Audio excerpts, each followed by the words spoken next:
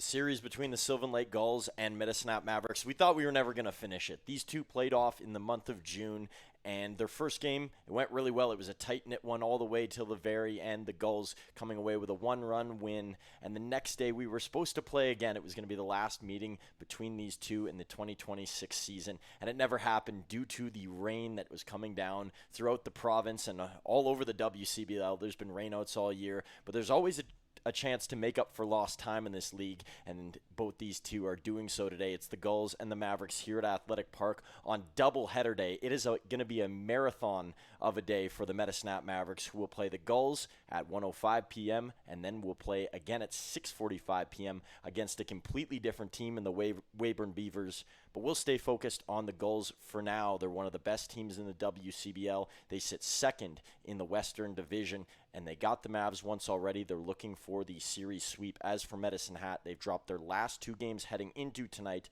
against divisional opponents. We'll see if the cross-division matchup favors different results. We're here, of course, on Flow Sports, as always. My name is Truman Bartman. Happy to be with you on this afternoon here in Medicine Hat, Alberta. A bit cloudier out and almost a little bit of smoke and haze in the air, but no rain like before, and no bad weather, so we are going to get this one in. And it's an exciting time that anytime the Sylvan Lake Gulls come to town, because they bring with them all-stars and high-level players, and there are so many of those in their lineup today. And who knows, we could see more depending on what route they go with their pitchers. For Medicine Hat, they're decimated in that department. They used a lot of arms yesterday, so their bullpen much weaker than the Gulls, who have had a couple days off coming into today. And we will see if being at full strength will help out Sylvan Lake as opposed to Medicine Hat, who, as I mentioned, not only today a marathon, but their last little stretch has been that as well.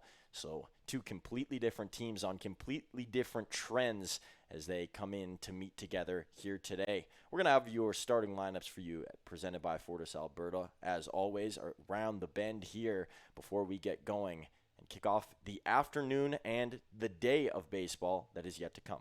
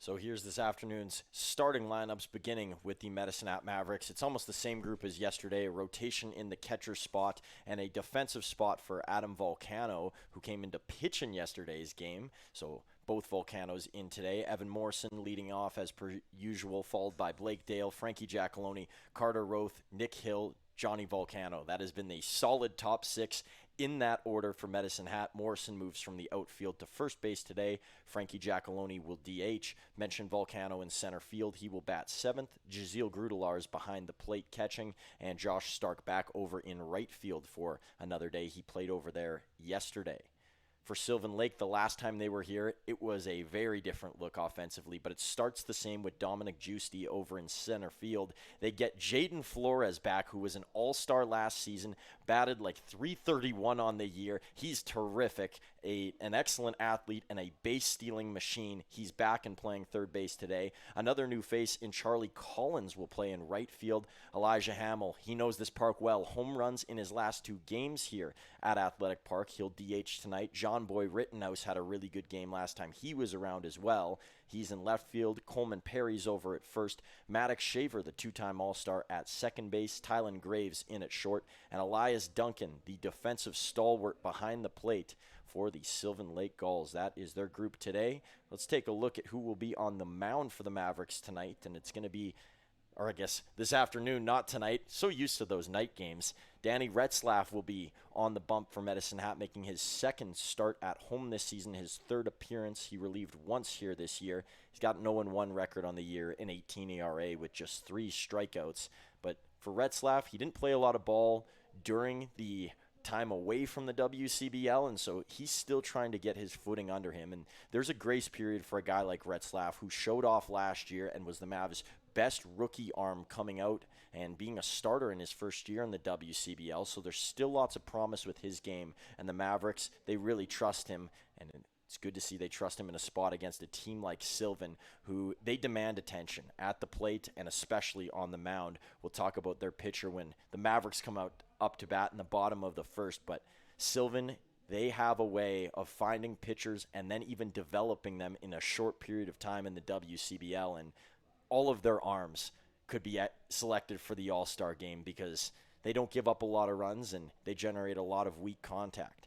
So let's send it down to field level for our national anthem. Not a whole lot of people in attendance today as it is a make-up afternoon game, but those who are in attendance will look to sing it loud as O Canada on the way.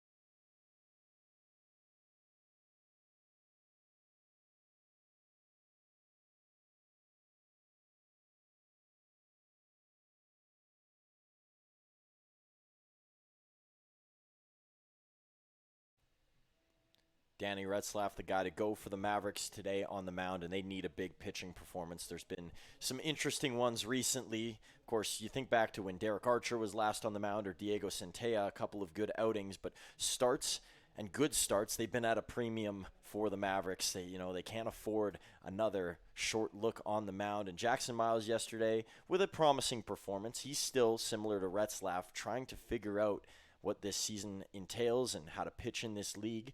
Retzlaff, of course, has, as I mentioned, the experience from last year, but it's all a rhythm thing when the calendar turns over and you have to get back to where you were before. And speak up for the Mavs, that is something they have to do. This year is kind of an oddity in their history, always in the playoff hunt, always alive and well, usually firmly in the mix at this point, and they still are, but they don't have much of a lead in which we've seen in years past, especially the past 2 years.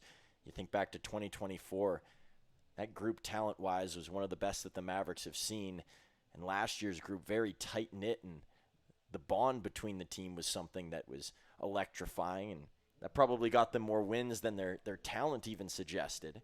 But this group has been an interesting mix so far.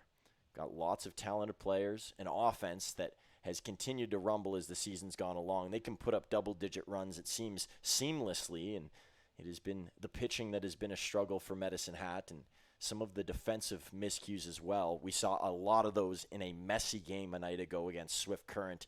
It seemed like neither team was really in it at points, and not in it score-wise, but at least checked into the game. there were some mishaps that you just can't let happen. And I think either team, if they lost, obviously the Mavs ended up losing the game, but they had to have felt that no matter what, it wasn't a good performance, even if they were to come away with the win. And despite Swift Current heading home happy yesterday, I'm sure there's lots to talk about and lots to correct after what was a gross, I think was the way I described it, night of baseball. So we'll hope for a cleaner one in this game. And Sylvan Lake, they are a clean ball club. Great hitting team. They're maybe not going to blow you away with their power, but they find gaps and they exploit them, and they'll try and do that against Danny Retzlaff on the mound. Last time Retzlaff saw the Sylvan Lake Gulls, it was in Sylvan Lake. He's never faced them here before.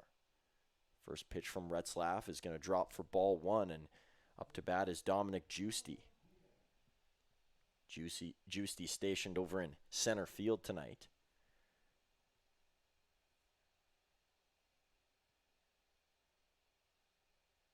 Retzlaff, Giusti down the line. Hill dives, gets it over to first. Hard throw, bouncer, and Morrison's going to miss it. It will be 2 bases, potentially 3 here for Giusti. Moving over was Johnny Volcano, almost doing a little acting over there to make sure that Giusti stayed put at second in case there was something that unfolded behind the play. And so a lead off here for Giusti, and you can't call it a leadoff double despite that he's taken 2. It's the error by Morrison, so no hit recorded on the play. And actually, I think the error will be charged to Nick Hill on the throw. So the Mavericks already dealing with one on. Sylvan Lake scored in the first inning when they were last here. Now comes up the 2025 All-Star Jaden Flores. Flores just missed on the first offering from the lefty Retzlaff.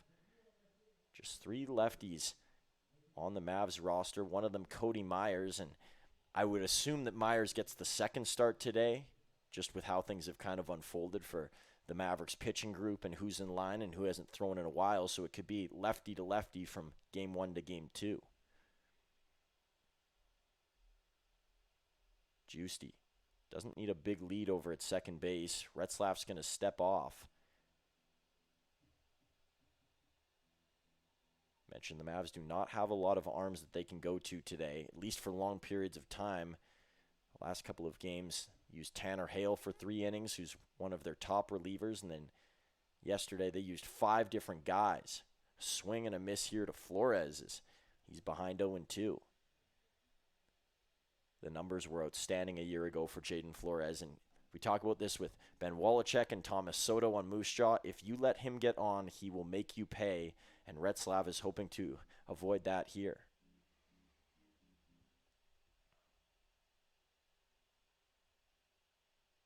Giusti over on second. Retzlaff a couple of looks his way. Here comes the pitch.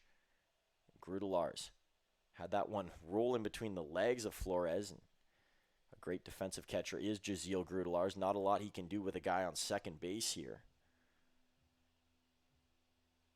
Grudelars brushing something out of his eyes, it looks like, down there. So a little extra time awarded to him by the home plate umpire.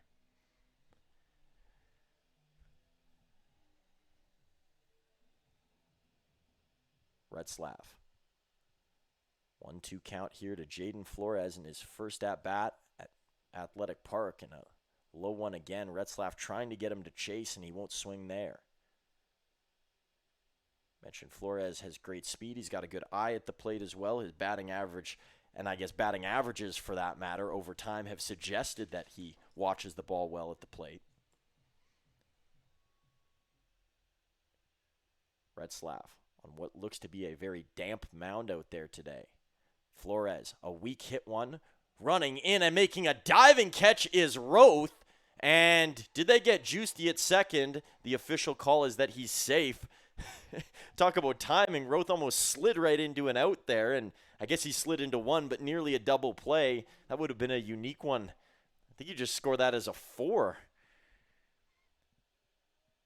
So Retzlaff now with the one out, awfully close to getting a second in Giusti, and Giusti got back in time, but he would have been caught way off guard if that had been an out. And I think the right call made by the umpire in the infield, usually over at first, but playing closer to second with where the Sylvan Lake Gulls are at. First pitch here is a ball to Charlie Collins, who makes his Athletic Park debut.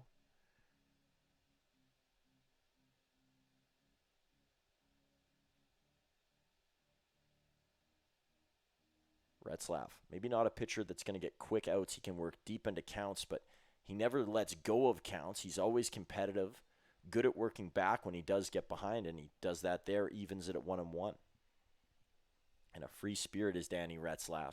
You'll see some of the emotion on the mound, but it's never negative. He's usually a jolly fella.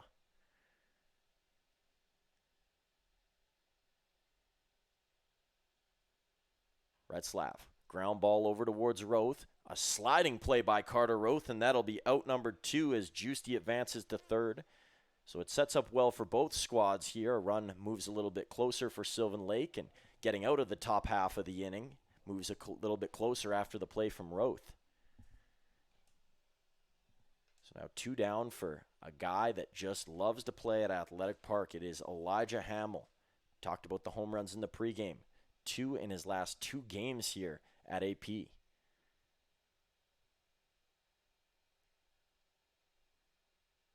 Retzlaff kicks, deals, and a bouncer down low looking to get Hamill to chase. He's got to be careful with a guy like Hamill. Not only does he play well here, but he plays well wherever he goes. He's a first-time All-Star this year for the Sylvan Lake Gulls. Has been there for 2 years. Spent 1 year with the Okotoks Dogs as well, where he won a championship. The 1-0 from Retzlaff. This one hit high over towards left field. Looks like it's going to stay in the park. So this time Hamill can't get it to go. And the Mavs get out of the first with Juicy stranded on third. And that is a good recovery from Danny Retzlaff. And after the errant throw by Nick Hill, the Mavs keep it clean. And they will turn it over to their bats for the first time in this game here in the afternoon at Athletic Park.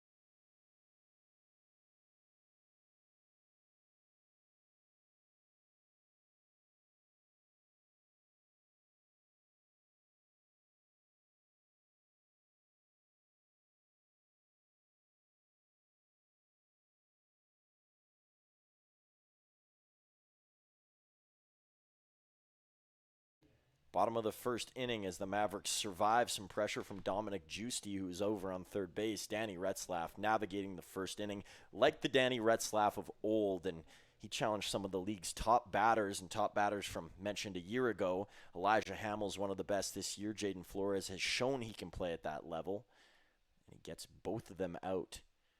First pitch to Evan Morrison is going to be fouled over into left field, and John Boy Rittenhouse, this one will stay in play. He's going to get the first out, so 1 pitch, 1 out.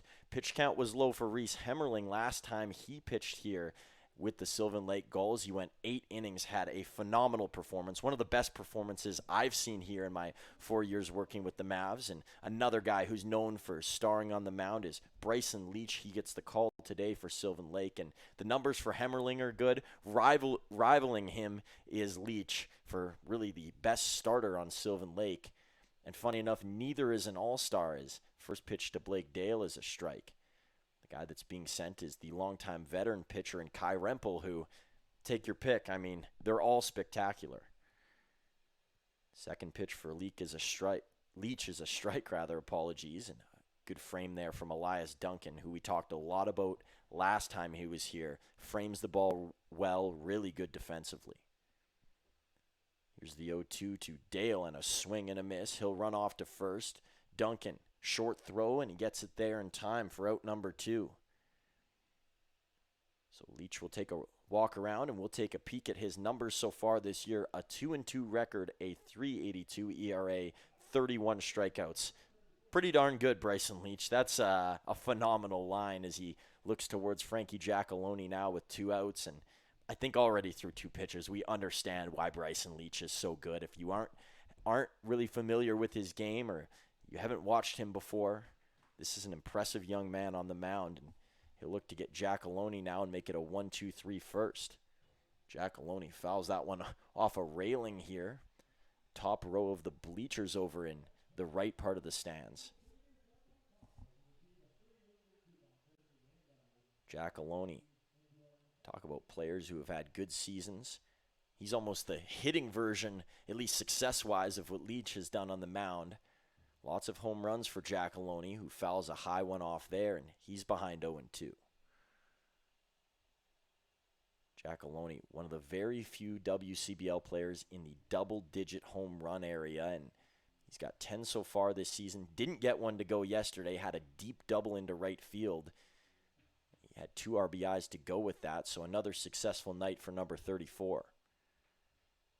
0-2 count, Leach on the way, and a check swing. Did he go? Home plate umpire says he did. The tag from Duncan, and that is a 1-2-3 first inning, and I don't think there was a ball thrown there by Bryson Leach. He made the strike zone his friend, and he found it too many times for the Mavs to deal with. It is 0-0 through 1.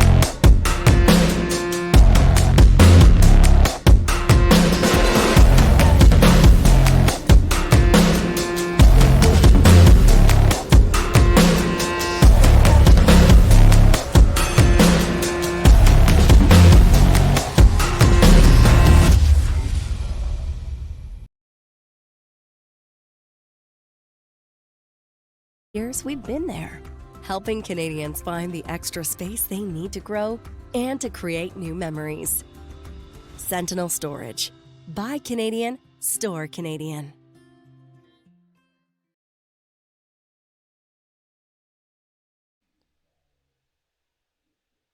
Top of 2 here in Medicine Hat. Danny Retzlaff, a clean first. 1 runner stranded for Sylvan Lake. No hits so far in this game through 1 for 2 offenses that are pretty darn good, but it's the pitching that we focused on, at least talk-wise, throughout the start of this game. Nick Hill having a word with Danny Retzlaff, who had a good start in this one. Speaking of those offensive numbers, we'll take a quick peek at what the offenses have done. 294 runs for the Mavs this year. 281 for the Gulls with the much better record, and also favored in the head-to-head with, of course, the only win and the only matchup of the year right here at Athletic Park. Here's Danny Retzlaff. First pitch of the second as he lines up against John Boy Rittenhouse. Pitch taken for a strike by Rittenhouse, who's had an excellent campaign so far. First year in Sylvan Lake. One of the many University of Cumberland's guys who joined the Gulls this year. Here's one that's smashed into center field, and it's down for a base hit, and on goes John Boy Rittenhouse. We know what he did last time he was here. If he was playing at home, he probably would have been named player of the game, a couple extra base hits, some RBIs, and Rittenhouse not named an all-star, but I would make a case that he's a big snub. If there's any extra spots, John Boy Rittenhouse, very deserving of one of those. But talked about how crowded this Sylvan Lake lineup is. Plenty of top-tier talent, and Rittenhouse just slipping into the cracks as far as all-star goes and not being named to that team.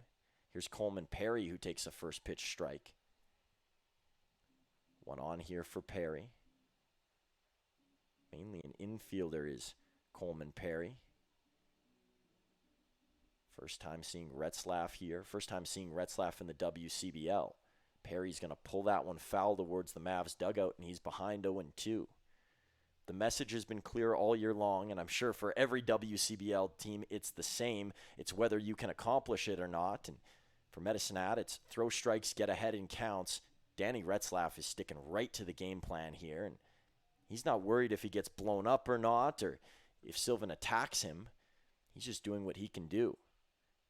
Here's another one to Perry. A long way for Volcano. It's under his glove for a base hit.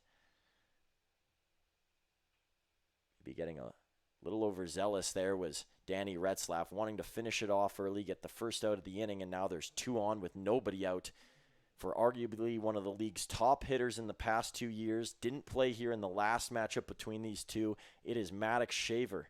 Spent 2024 and 2025 with the Brooks Bombers. Joined Sylvan Lake this year, as many former Bombers seem to do, and he's had another great campaign. Now back-to-back all-star appearances for Shaver, who's one of the league's best hitters, and he's a guy that can hit for high contact. You don't see him go down very much, and if it is, it's probably because he's making too good of contact and hitting it over directly to one of the outfielders. Shaver takes first pitch for a strike.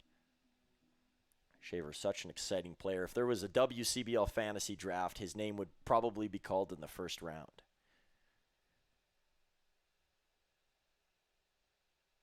Retzlaff. That one chopped off by Shaver. Thankful for that netting near the dugout over there, or underneath the railings rather. Standing over there was Dominic Giusti, and that one was right at the kneecaps. Sylvan has shown that they can command well in 0-2 counts, and Retzlaff has another one set up to Shaver here.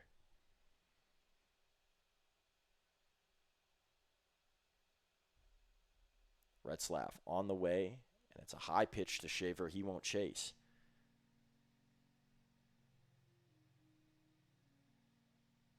Shaver the long walk back in. Primarily a middle infielder. He can play both second and short, but I think the Gulls prefer him at second, and they have him there today. And it doesn't matter where he is. He's a great fielder.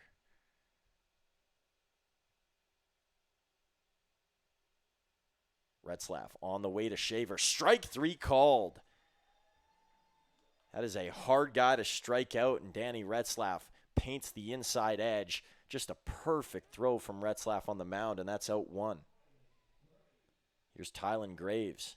Had a frustrating night at the plate last time at Athletic Park. A couple of strikeouts in that game.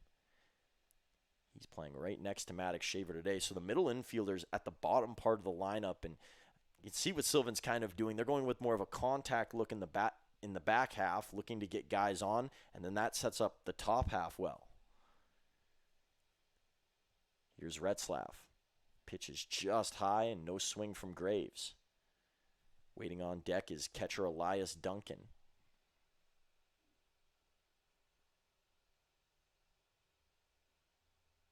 Retzlaff. Head nod to Jaziel Grudelars. Here comes the pitch, and just fouled off by Tylen Graves. He was all over that. There's been a few that have ricocheted off into the netting where it seems like Sylvan is on top of it. They're seeing the ball well out of Retzlaff's hand.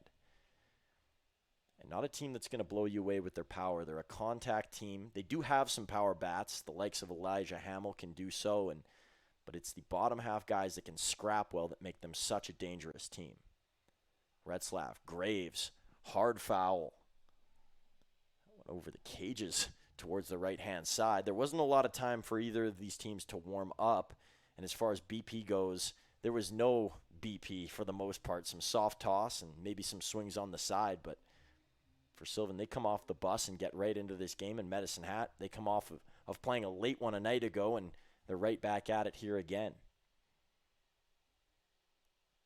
Here's the 1-2 pitch from Retzlaff. A low one, brushed up by Grudelars, and it's 2-2. Grudelars, a great arm and solid in the blocking department as well. We've got 2 great defensive catchers in this game today. If you like catching and you like pitching, this is the matchup for you. I don't think we're going to see the game that we saw against the Regina Red Sox where there were 9 home runs combined between the 2 teams. So Retzlaff working with 2 on again. And runner going to go down to third. Throw here from Grudelars, and it's a double play. The Mac U teammates and Nick Hill and Jaziel Grudelars connect for the first time since joining the Mavs together, and that will stun the Gulls, who were putting some pressure on, and trying to take advantage was Perry, who was heading down to third base. Rather, that was Rittenhouse, and that will do it for the top of the second. More runners stranded for Sylvan Lake. Danny Retzlaff in control on the mound.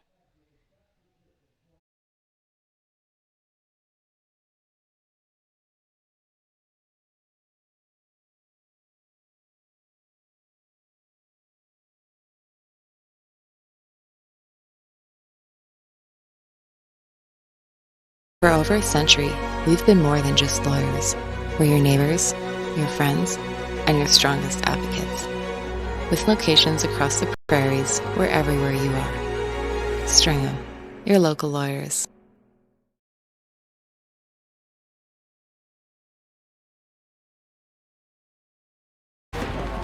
Yo, that's the one. You going? Yes. Can I join you guys? All right, let's go.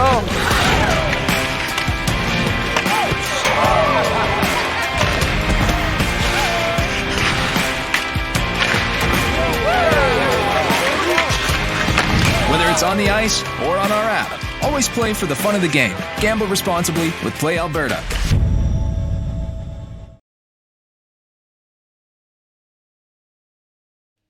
Taking care of the Gulls base runners through 2 innings have been the Medicine Hat Mavericks.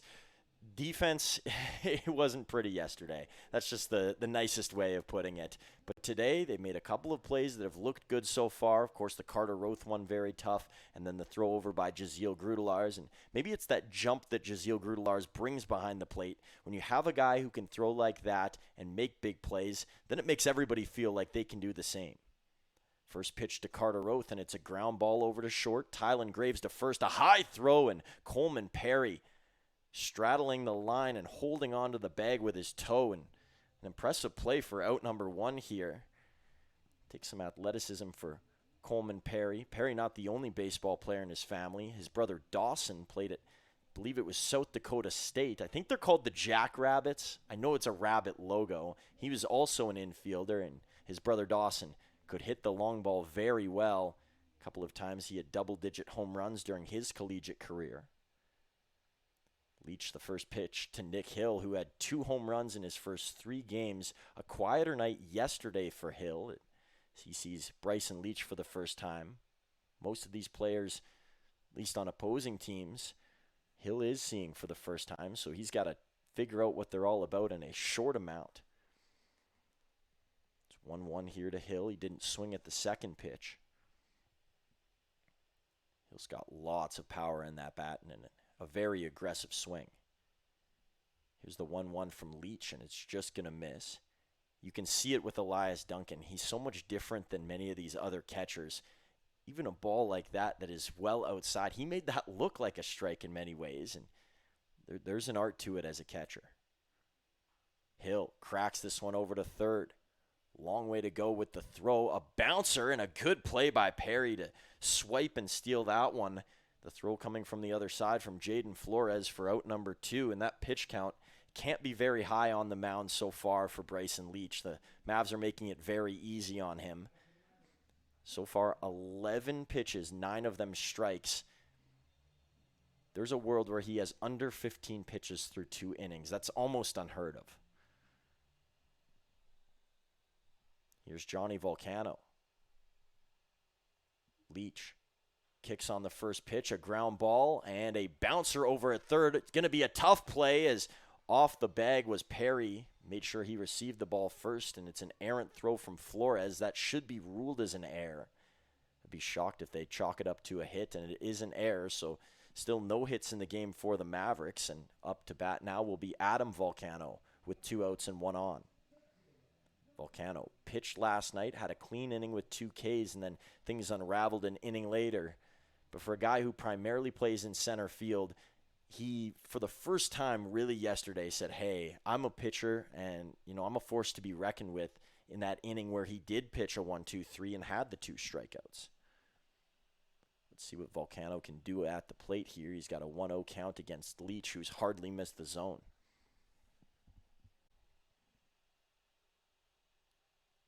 Leach taking there was Volcano. That might be the look throughout the next couple of innings for the Mavericks, trying to get the pitch count up for Leach. But there's so much that is in the zone that you have to swing at some point. Leach on the way. Volcano fouls that off. Now he's behind 1-2. 2 strikeouts so far for Bryson Leach.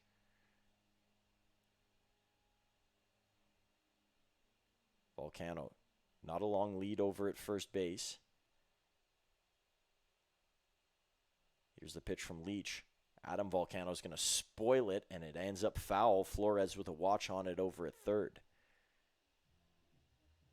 How about this infield for the Sylvan Lake Gulls? Shaver and Flores sharing an infield. That was something we saw at the All-Star game last year. And now putting together an All-Star team have been the Sylvan Lake Gulls. And it seems like season after season they continue to do that. It shouldn't surprise anybody that they have names like Flores and Shaver and Graves in the infield. Here's Leach on the way. Bounces that one, and maybe an intentional bounce looking for Volcano to chase. Such good command from these Sylvan Lake pitchers, and we're seeing that from Leach. We saw that from Reese Hemmerling. You think back even to a couple seasons ago, the likes of Ty Boudreau and Josh Tucker, they followed that same formula. Fill up the zone, get weak contact, and get hitters to chase. Volcano, no chase there, and maybe he should have. A strikeout for Leach, his third of the game. 18 pitches through 2 innings for the Gulls righty, and it remains at 0 here through 2 innings of play.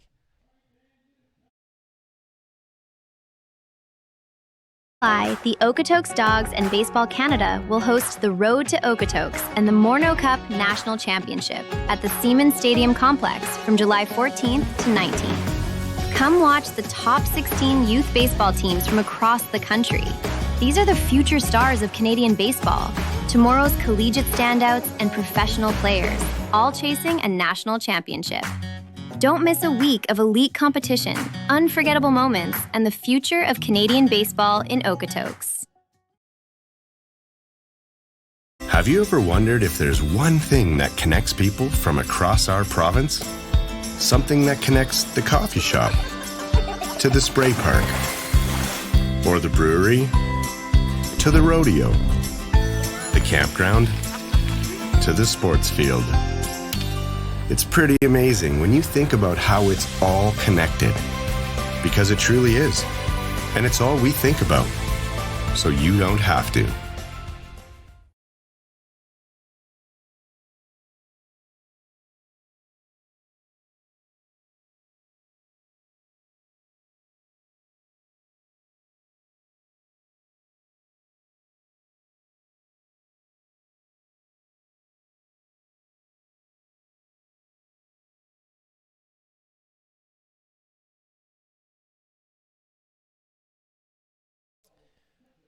There are teams in every single league that are easier or harder to watch, teams you might prefer to, tune into, even when they're not playing right in front of your very eyes and you don't get to see it live. I have to say, the Sylvan Lake Gulls are a fun team to watch.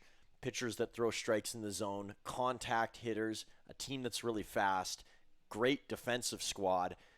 I could talk them up all day. They're just really fun, and when they're on the road, I'd be lying if I said I didn't check out a few of their games, and the Mavericks are going toe-to-toe with them right here.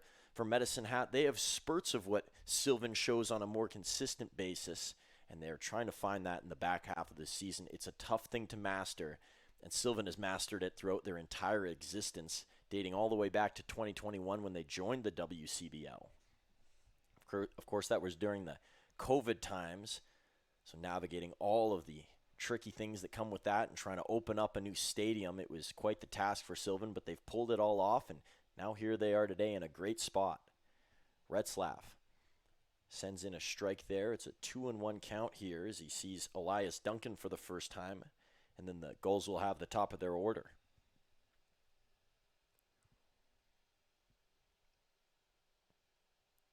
Here's Retzlaff. On the way, looking to work inside, and it's called 3-1. That pitch was awfully close. Retzlaff's a guy, especially to righty batters, who likes to work that inside part.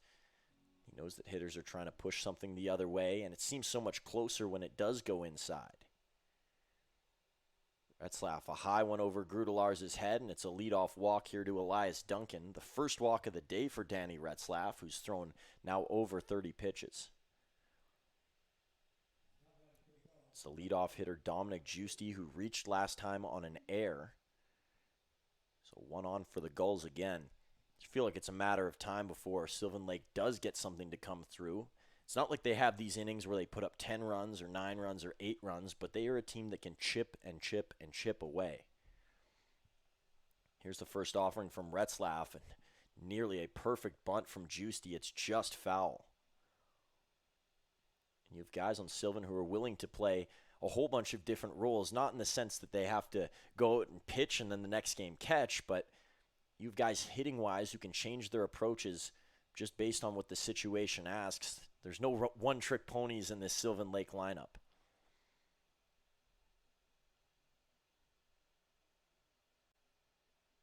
Retzlaff.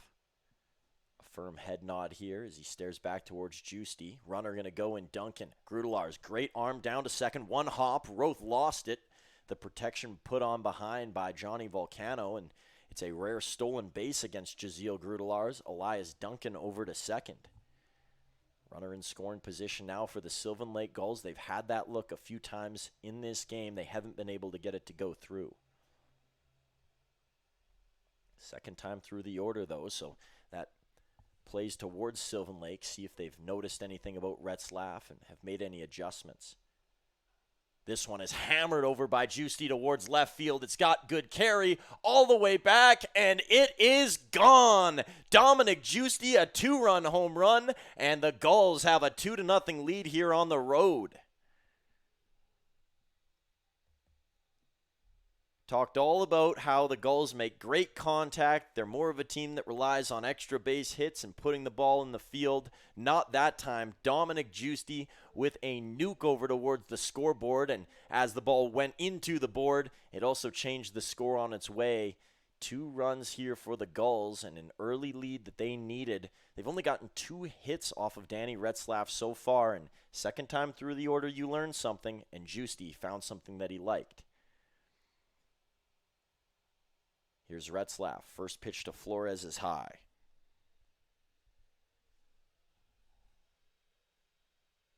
Nobody warming up yet for the Mavericks. Not like they need to, but Jamel Chabot going for a walk down near the bullpen.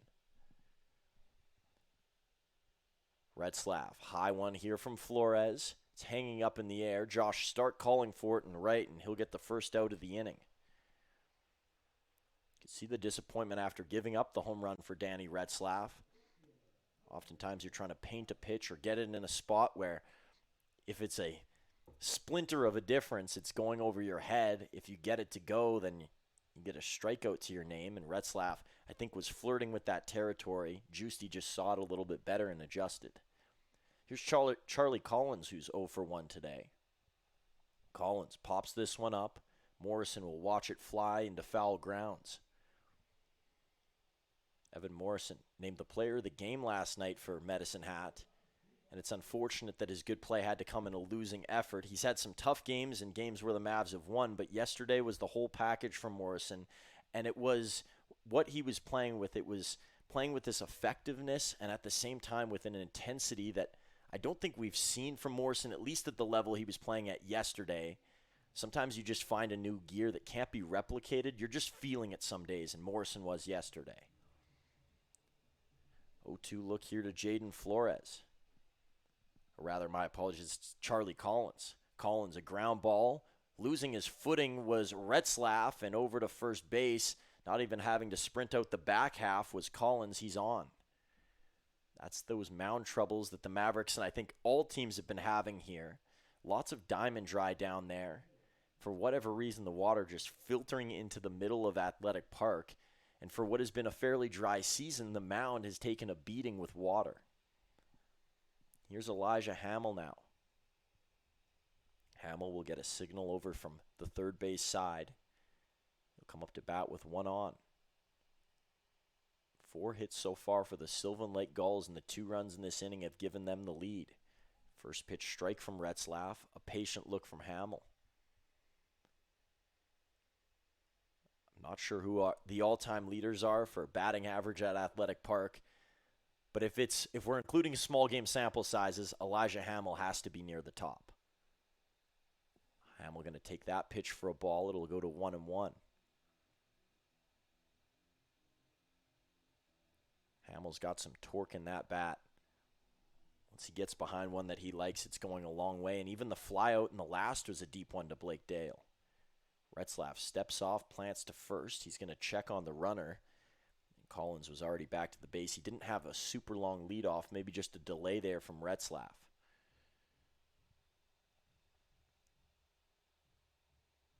Retzlaff, another one that he kind of side flicks to Morrison. Some might argue that having your back towards first base makes it harder, but for a lefty, throwing at that angle is kind of bizarre. Hamill didn't go. Pitch is called a strike anyways for Retzlaff. He's ahead 0-2. No matter what the score says through these 3 innings, I think it's been a good day so far for Danny Retzlaff. He looks like himself. He's working quickly, and he's painting the zone.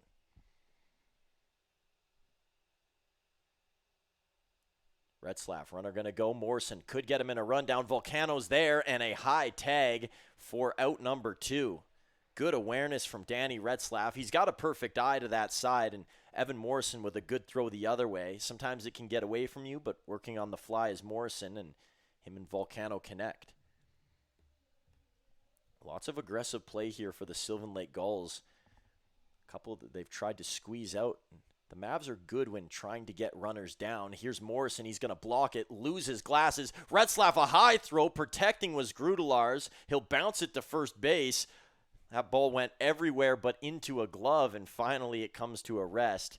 Elijah Hamill getting tagged there by Grudelars, the first base umpire standing with no call. I think he thought it was cut and dry, so Grudelars will head back behind the plate. It looked like almost a bit of a joking matter there between Grudelars and Hamill.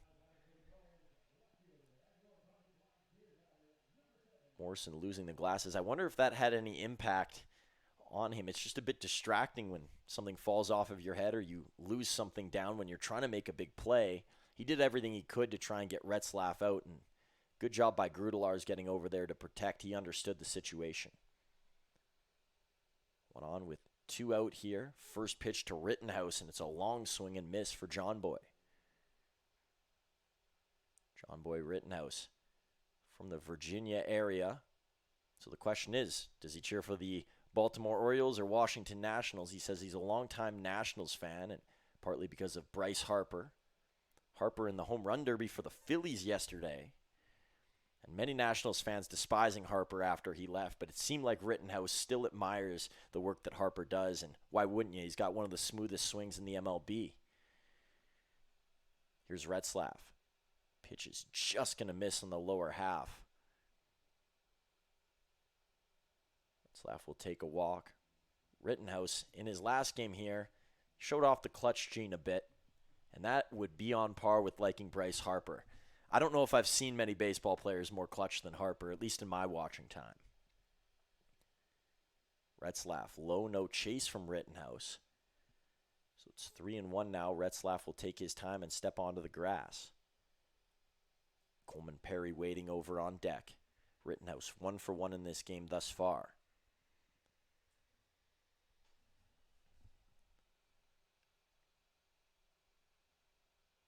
Retzlaff on the way. High 1 walk to Rittenhouse. And so Coleman Perry will come up with 2 batters on. Retzlaff's second walk of the day here. So 2 strikes, 2 walks for Danny. Coleman Perry will take his time and make sure the gloves are on tight before he sees the bright red glove of Danny Retzlaff on the other side.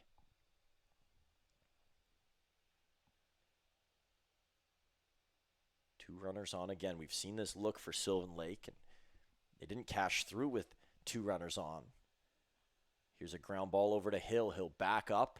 Long ways to go. A high throw. Morrison's there, and he will grab out number 3. But the Mavs give up 2. It's Dominic Giusti off the scoreboard and onto the scoreboard. The Gulls go. They're up 2-0 here in the first part of our midday game at Athletic Park.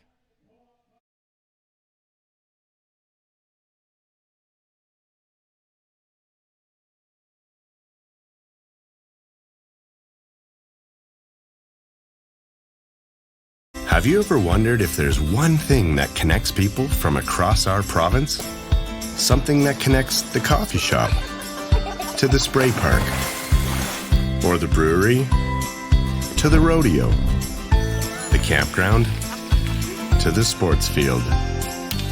It's pretty amazing when you think about how it's all connected, because it truly is. And it's all we think about, so you don't have to.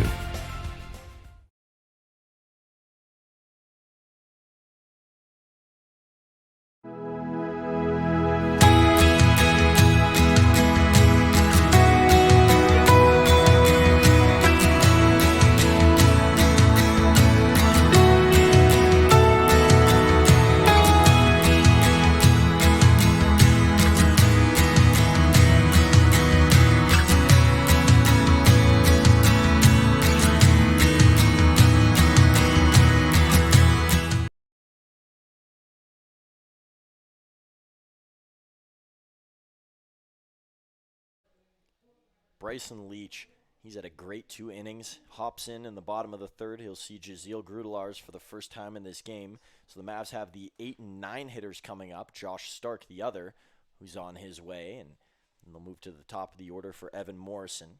There's been some survival from the Mavericks in this game. They've had their good moments on defense, and they've allowed for Sylvan Lake to get some runners on, but they haven't allowed for them to advance other than the Juicy home run. And that's a game that they can play all day long. Good pitch from Leach. There's a strike to Grudelars, home plate umpire making the call, and fans disagreeing. I thought that was a pretty good spot.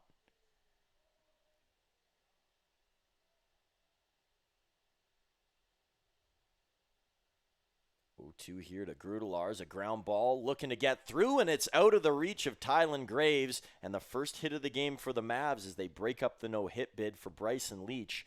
A short-lived one, but we saw what Reese Hemmerling did. He had a no-hit bid in his game as well, and something about Sylvan, they don't give up a lot of hits, and they have to be placed like the one that Grudelars put out there in order to get through.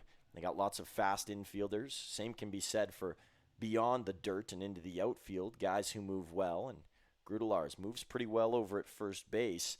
We'll see if he gets put into a stealing spot here. 1 on, nobody out, no swing from Josh Stark. Stark in the game yesterday. Had a little bit of trouble defensively, but the bat is always still there. It can make up for some of the troubles that you have if it is a rough defensive day. Here's a bouncer. Getting out of the way is Stark. Grudelars off for second. Duncan couldn't make the throw. A good block there from Elias Duncan. But Grudelars advances, and now the Mavs have one into scoring position. This is where the Mavs were bit last time they played the Sylvan Lake Gulls. You get guys into scoring position. You have a guy over at second or third, and you're unable to cash him through with no outs or 1 out in an inning. A big spot here for Stark early on with the Mavs trailing. Leach. This is outside, so that's 3 pitches taken by Josh Stark. A good eye, and for the first time in this game, Bryson Leach fighting with the strike zone.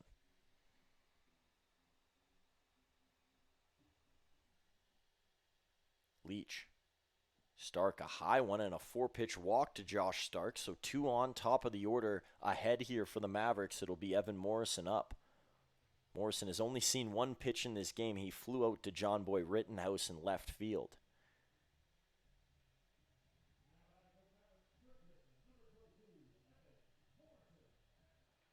Morrison steps into the batter's box.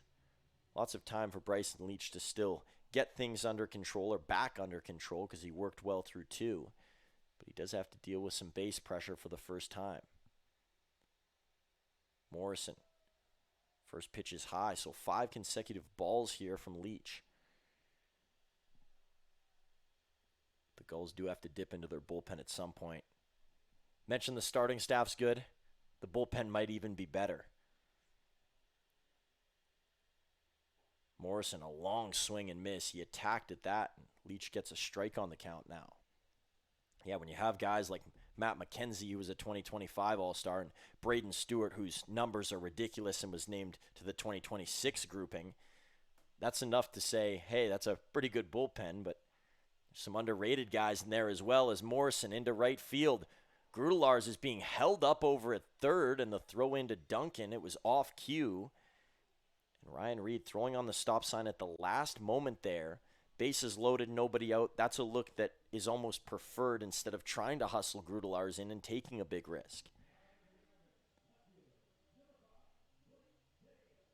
Blake Dale will come to the plate. Of course, all the coaches have a scouting report on whose arm is good, who to run on, who to not. And a lot of times that's graded just like when you're at a stop sign and you're looking for the light to change. They grade it the same way for outfielders that you should, of course, advance on, run on, and be cautious with. It's a green, yellow, and red chart that they mostly go by. Here's Dale. He's going to pop this one over into foul territory. It'll be an 0-1 count. The first gaps in Bryson Leach's game that we've seen today have all come here in the bottom of the third inning, even after his team took the lead in the last. Sometimes that can relieve the pressure, but for Leach, it seems like it's almost been put on more. High pitch to Blake Dale, takes for a ball. It'll be 1-1 with Frankie Giacalone waiting on deck. Can't deny, though, Bryson Leach has good stuff in his hand when he's able to locate.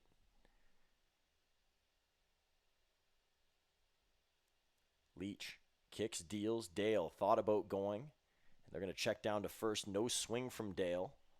He was pretty close on the twitch, but the official call made no swing.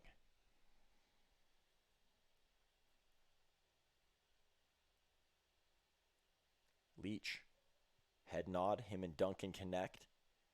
Here comes the 2-1. Dale, no swing, called strike. That's a count where you would like a swing from a guy, but if it's not your pitch, you might as well hold off, and I don't think Dale liked the look of what he got from Leach.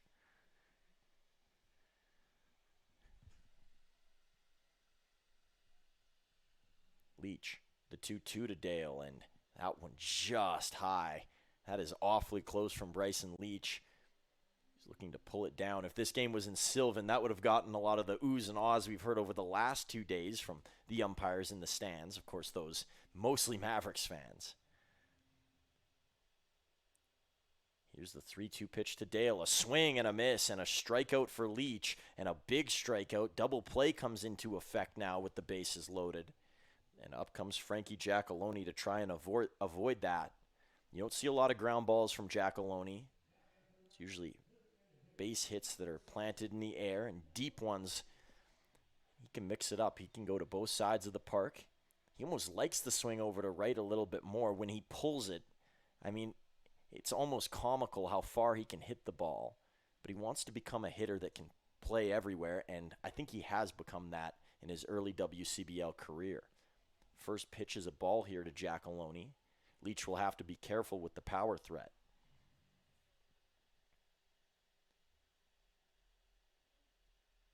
Giacalone. Not sure if his dad stayed around for this game as well, but a pretty big moment for Giacalone yesterday with his dad in the stands. Giacalone hammered that one, nearly took his coach's head off as Ryan Reed had to duck under that. And it almost dove at Reed's head. A scary moment for any coach over there. Reed with the hard helmet on, so I'm sure that would have taken a little bit off of it, but still wouldn't have been a good feeling, and of course always a dangerous sight. 1-1 count to Giacalone. Leach is ready to go, but Frankie's going to take his time to get into the batter's box.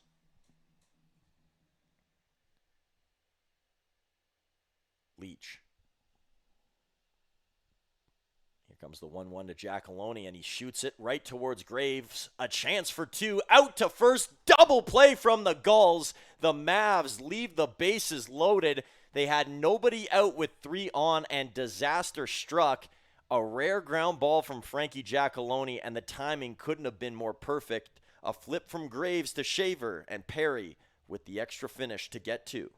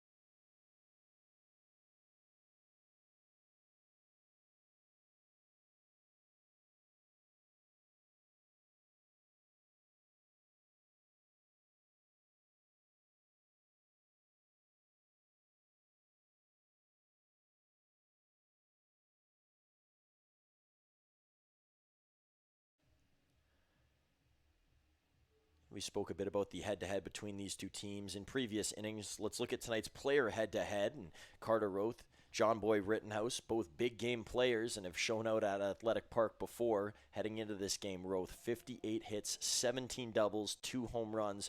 Rittenhouse wouldn't call himself maybe a power bat, but he can launch the long ball, 6 on the year, 14 doubles, 38 hits. He's really a great gap-to-gap hitter. He's not a pull guy. He's not a guy that always sprays. He's unpredictable. That's what makes John Boy Rittenhouse so great. Yeah, plays with the entire park in his view. Those are scary hitters.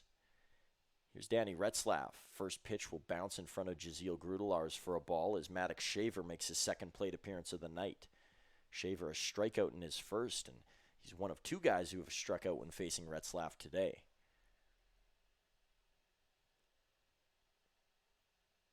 Retzlaff, the second to Shaver, and it was that inside pitch that got a called strike 3 against Shaver last time.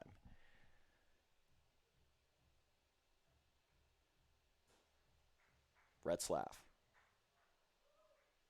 Glove to face. Here comes the pitch. Shaver turns over to left field. Long way to go for Dale, and they are going to say that Shaver is going to be rewarded with a base hit, so that bouncing into the glove of Dale rather than catching it with the dustpan. And so it'll be 1 on here for Sylvan Lake, and their best hitter reaches first.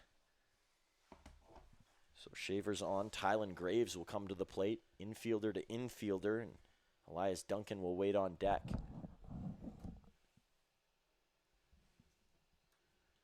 Retzlaff hasn't been startled with runners on. Shaver maybe not a threat to steal. He's a really good athlete, but not a lot of stolen bases throughout his baseball career, at least collegiate and on and in the WCBL.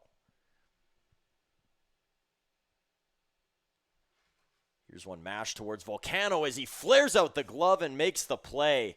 A great move by Johnny Volcano, judged it well, and the timing was there. Quickly back to first was Maddox Shaver, made sure he was in time. Would have been a tough play to make throwing back, but a much-needed one out for the Mavs, who got stung in the last inning, couldn't get the run production they were hoping for, and you need an out early on in the next just to calm yourself down and not make the other team feel like they're right back into it. Retzlaff.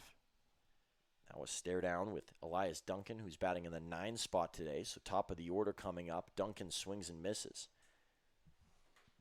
Last time Elias Duncan was up, reached first base. It was on one of the 2 errors from the Mavericks.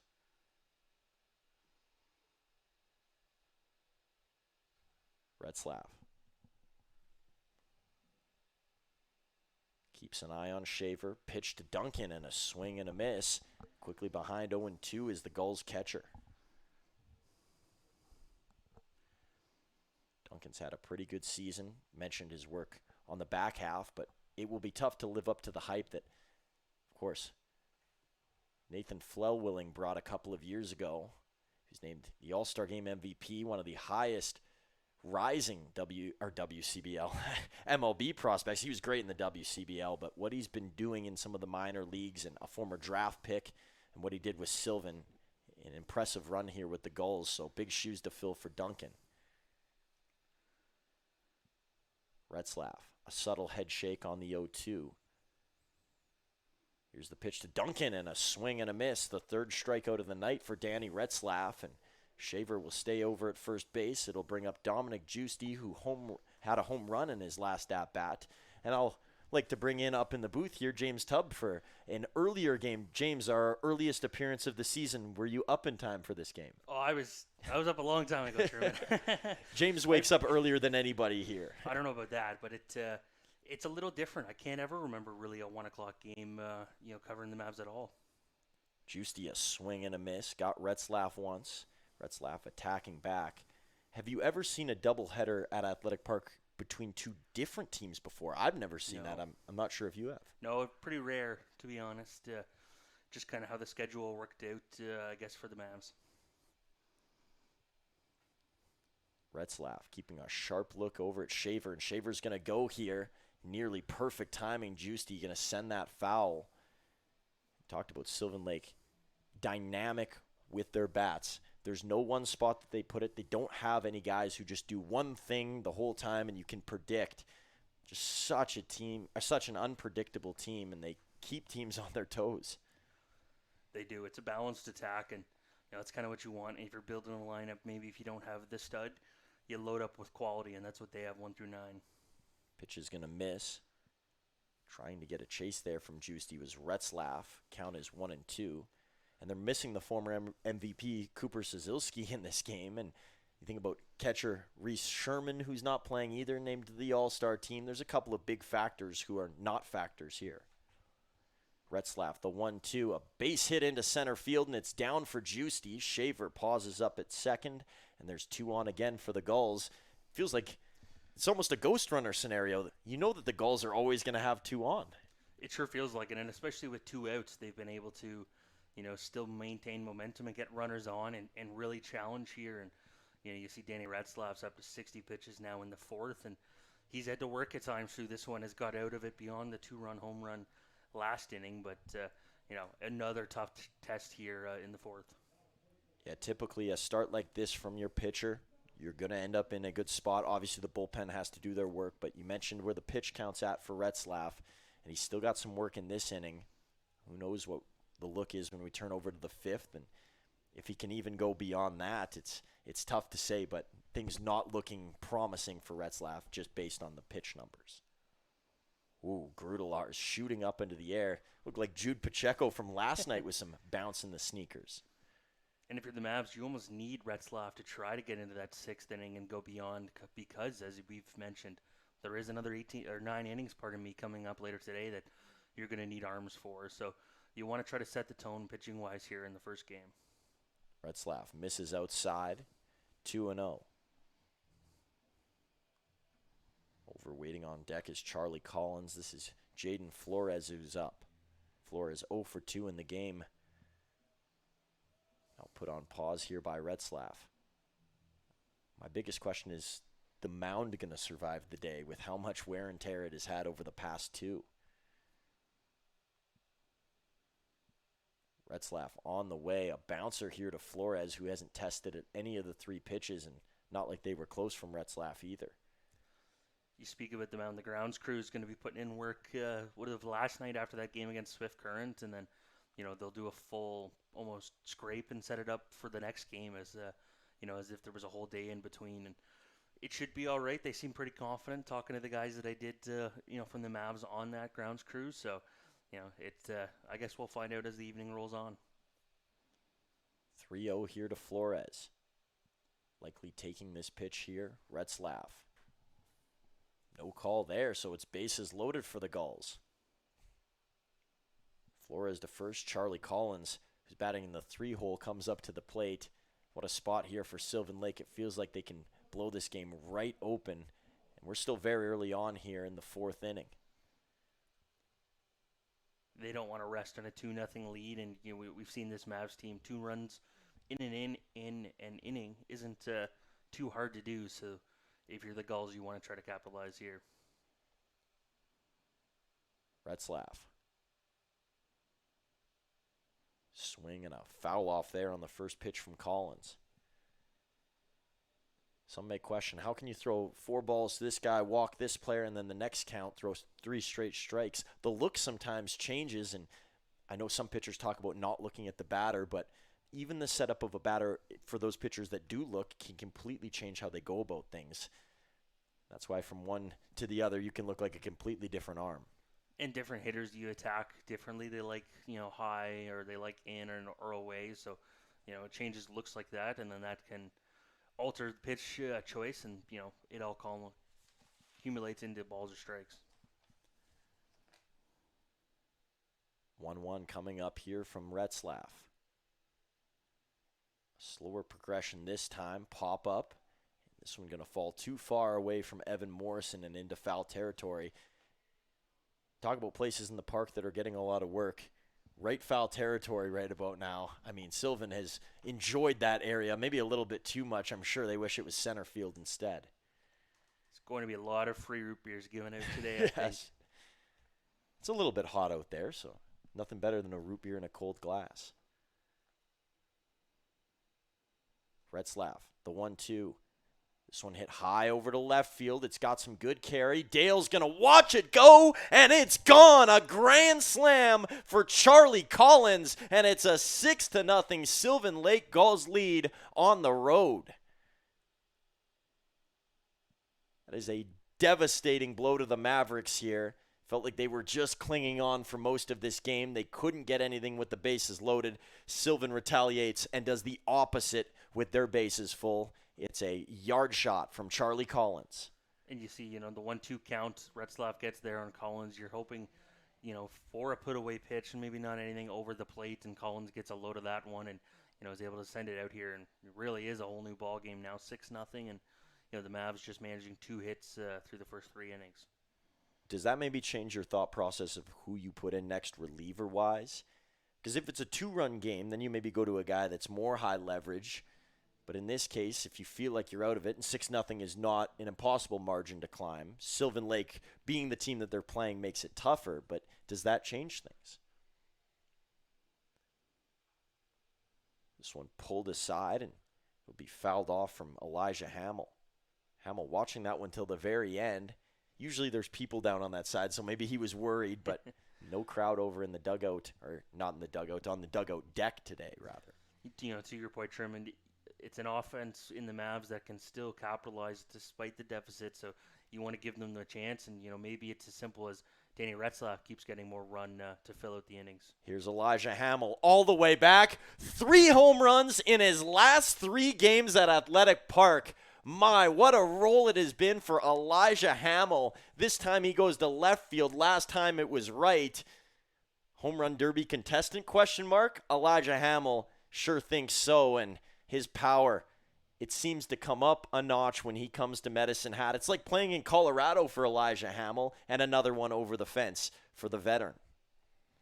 There's some hitters that just like each park, and, whether it's he's getting the right pitches here, and it worked from here as we see the end of Danny Retzlaff's afternoon.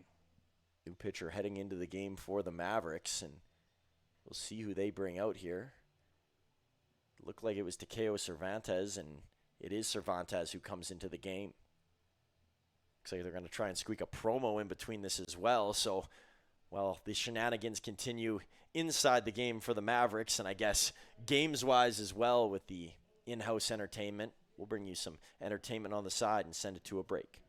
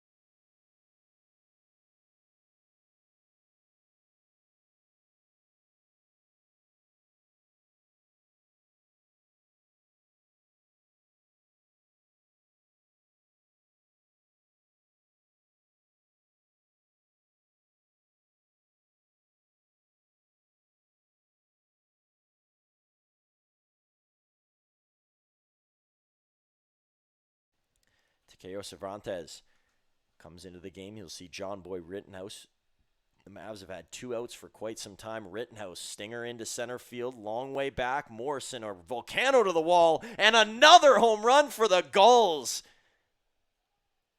John Boy Rittenhouse, right center field, over the fence, and Medicine Hat now trails by 8. 3 home runs in the inning for Sylvan Lake.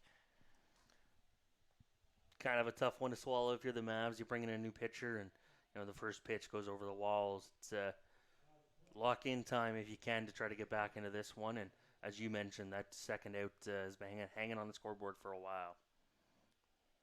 So 9 hits, 8 runs for Sylvan Lake. They're up big. And, of all days, James, and still lots of game, where the mercy rule would help, the Mavs do have another game after this. I'm sure not having to play an extra inning in a game that they're out of would be preferred. Now, I'm sure there's belief that they can still come back in this game with lots of time, but in the same sentence, you do have to think about a game after. Here's a pop-up for Perry. 3 Mavericks ranging out to get it. Stark is charging on. He'll make the play. That's out number 3, but 8 for the Sylvan Lake Gulls. They got on the road early this morning, traveled out to Medicine Hat. You never know how you're going to feel coming off the bus, but they have busted into this game and put 8 runs up in the last 2 innings, 6 in the top half of the last.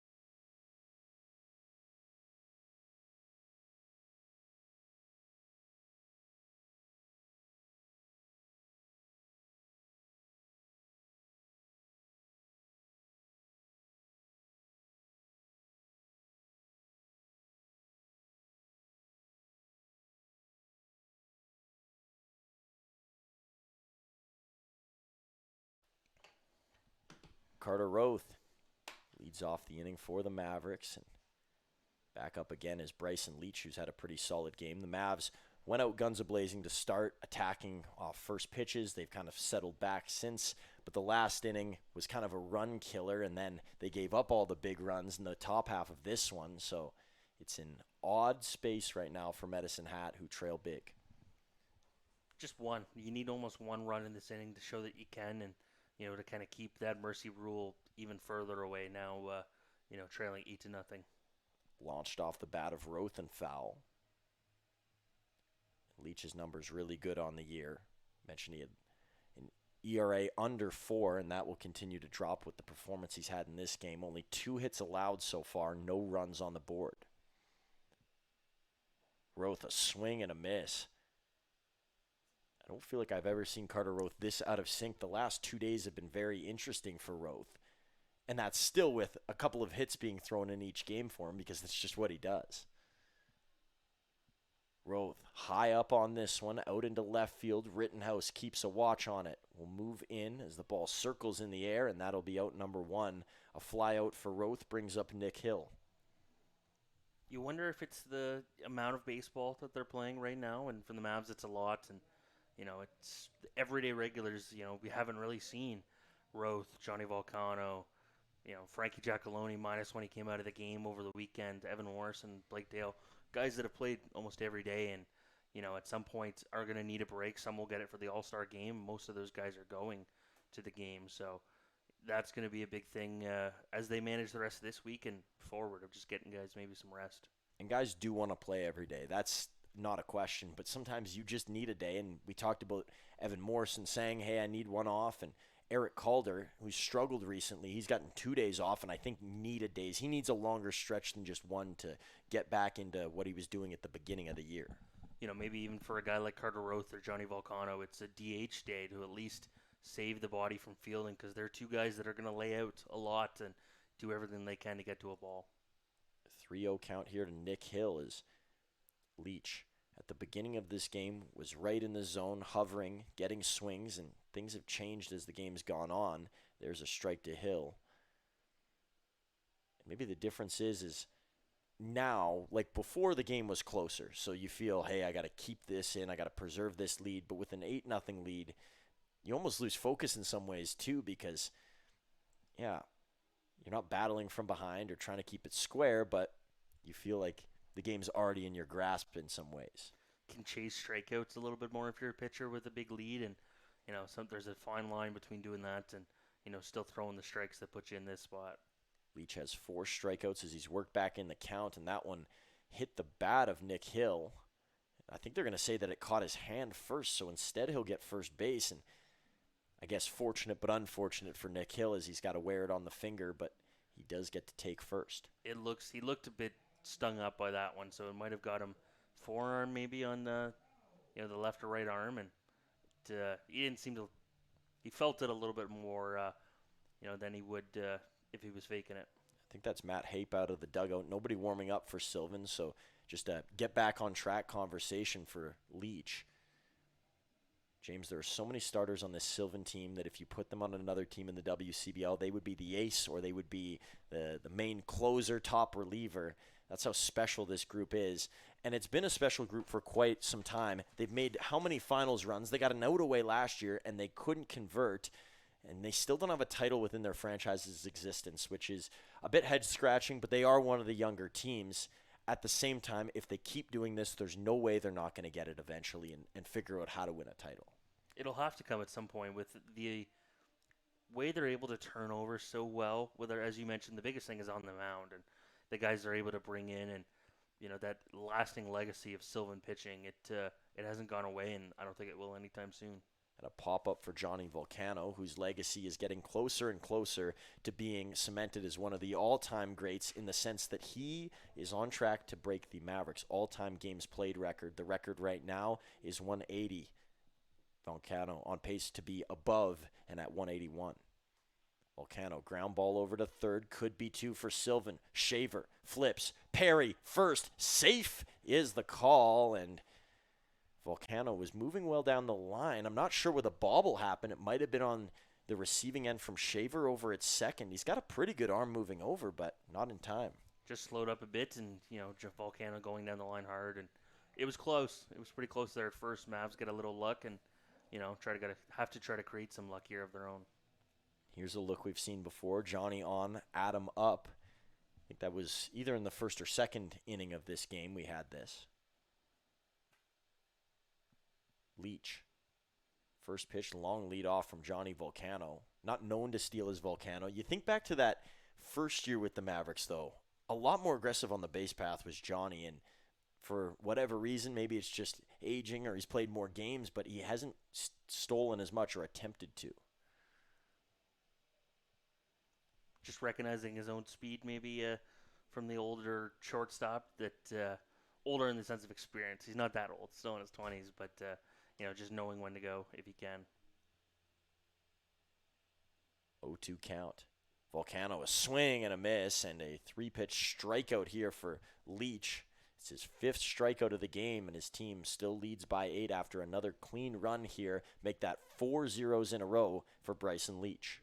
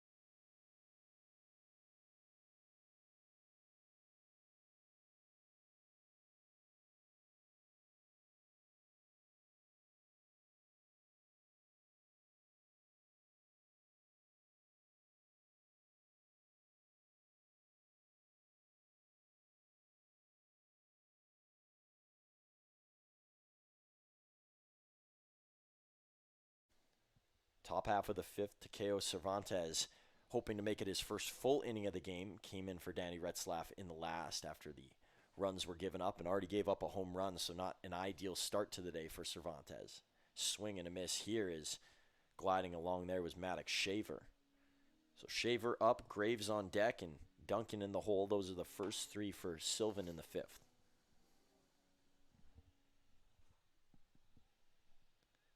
Cervantes. Another one outside and two swings. Shaver coming out really aggressive.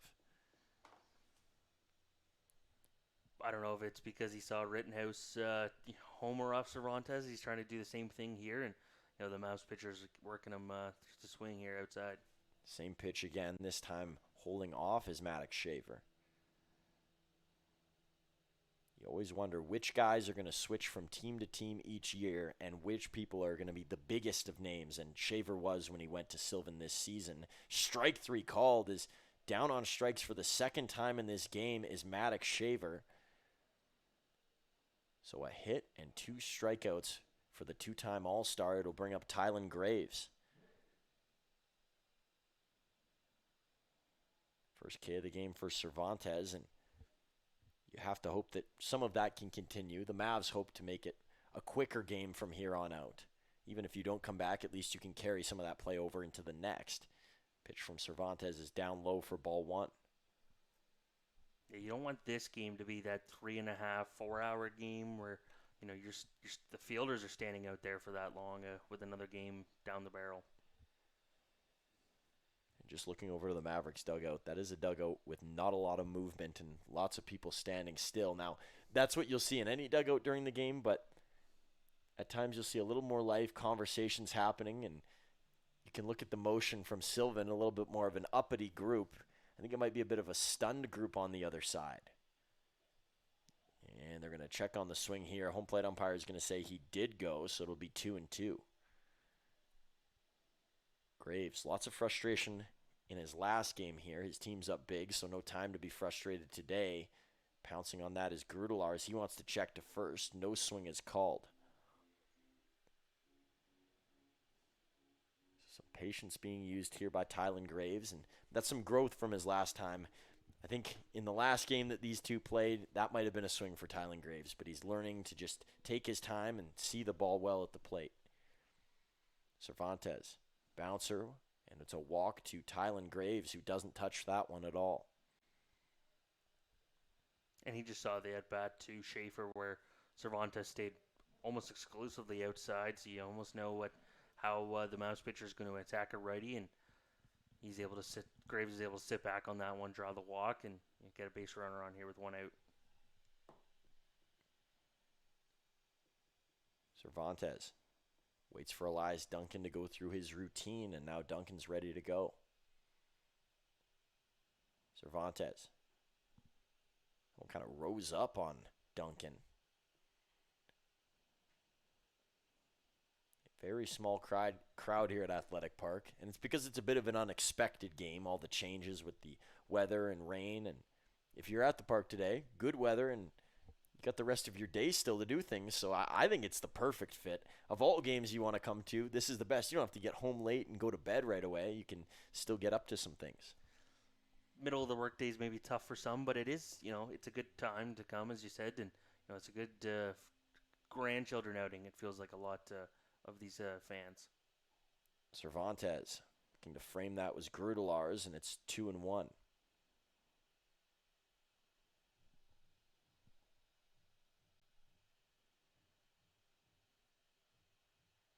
There's a quiet hush over the crowd right now, and I guess that speaks to not a lot of people being here, but I think the results in this game have said that as well. There's a strike. Gesturing that's the home plate umpire. It'll be 2-2. There is a point where, for a home fan, it does become tough to watch at some point. And when a team's in a winning streak, you want to be at every game. You can't miss a moment. But this year has been the opposite. And bouncing the ball there was Cervantes again. Not every year can be a perfect year, but you at least hope for a couple of victories that are come from behind or big moments. And think back to the Fort Mac game, that was one of them, and a comeback against Swift in there as well, but they have been limited in their star moments the Mavs have at home. Cervantes, strike 3 called as he gets Duncan, and Duncan knows the strike zone better than most as a catcher, and he disagreed, but he will take his time and head off, and here comes Dominic Giusti with 1 on and 2 out. It'll be interesting to see, Sherman, this week busy at home for the Mavs, next week busy enough at home as well. And then they go on the road for an extended stretch really to end the season. What does that do for a group to band together and maybe try to rack up some wins? Ball on the first pitch for Cervantes. It has to be at that point, especially because it'll be the final week of the year. You play lots of interdivisional games towards the end of the season, and I think their only game at home is a divisional game as well. But you look at weeks on the calendar, and that is one that means a lot. Grudelar's an attempt over to second, and it got through both Roth and Volcano, and so third base belongs to Tylen Graves. Grudelar's maybe rushed that throw at the very end, looking to make something out of nothing. Graves probably would have been there regardless, and so an extra base for Graves.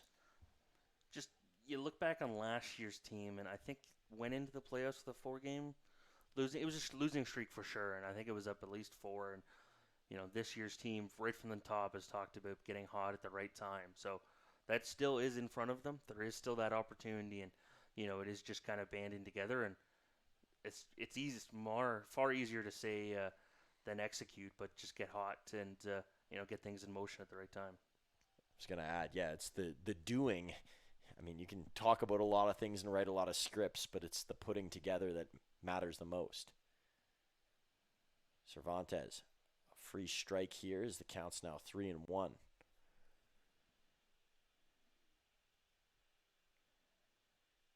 Cervantes at least working with pace. That is obviously something that the Mavericks have preached. If you're not pitching well, at least pitch fast. Here's a ground ball towards Volcano, slowed up by the side of the mound. Volcano to Morrison, and that will do it for the top of the 5th inning. One stranded for the Sylvan Lake Gulls, but no runs put up this time around. So a little bit of a mini success, and maybe there won't be any celebrations or parades thrown for that, but a clean inning for Medicine Hat, who needed one, and they do so in the 5th.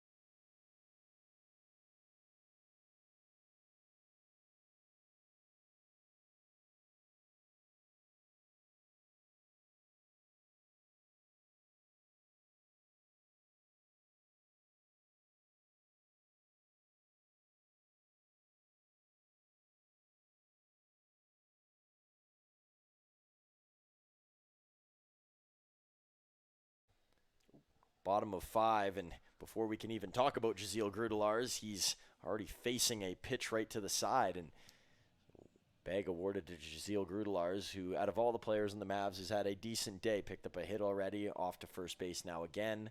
We'll bring up Josh Stark. The bottom of the order has not been the issue here for Medicine Hat. They got on and tried to ignite that rally, and things fell short just after. Kind of a similar theme to yesterday's game as well. Think about all the opportunities for some of the bigger names to come out and make a play, and it just didn't happen, and some nights it doesn't. When it becomes a trend, then you begin to worry. Josh Stark 0-1 here against Bryson Leach, who's out for his 3rd inning. I don't know why I said 3rd inning. Guess it's the sleep that I haven't been getting. 5th inning of work. So the 3rd time that I believe he sees Josh Stark. Maybe that's where I was going with it. At least I hope so. 0-2 here to Stark.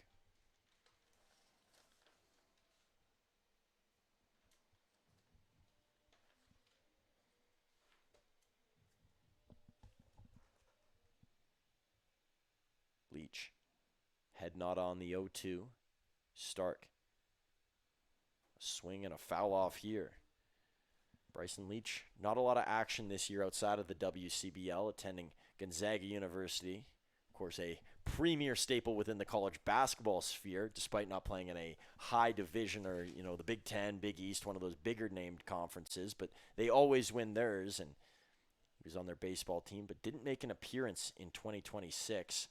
So this is his time to shine, and shine he has. 1-2 here to Josh Stark. The familiar conversation surrounding Stark's name this year during college. He didn't play a lot either as he fouls this one off into left. Bouncer right off the pole with nobody down there. There's going to be a lot of ball collecting for the Mavs dugout in a mad sprint. I think that's David Heinen who's going to be first to it. Him and Miguel de Jesus both coming out of the dugout. So I guess a fun mini game being put on. You got to find ways to enjoy it still, even in a game that's already 8-0. The 1-2 here from Leach. Stark riding the line on that inside half of the plate, just missing for a strike. It is, baseball's kind of special of that because you play so much and, so quick that it is, you have to find enjoyment in the moments, right, and be able to move on from each game. Leach, second. Graves to first and a double play. Continuing to get the praises of the Sylvan Lake Gulls dugout as Bryson Leach on the mound as he begins the double play. What did you rule that? A 1-6-3 double play, I think, is the official scoring on it. And now 2 outs here for Evan Morrison. Adds up to 10. Was that nice, Truman? 1-6-3.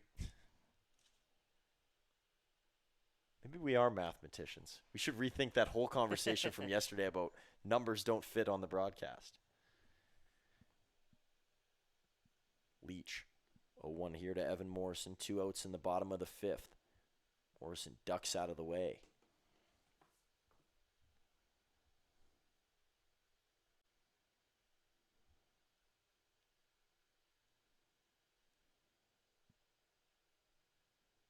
Morrison tried to hold back, look over to third, and no swing.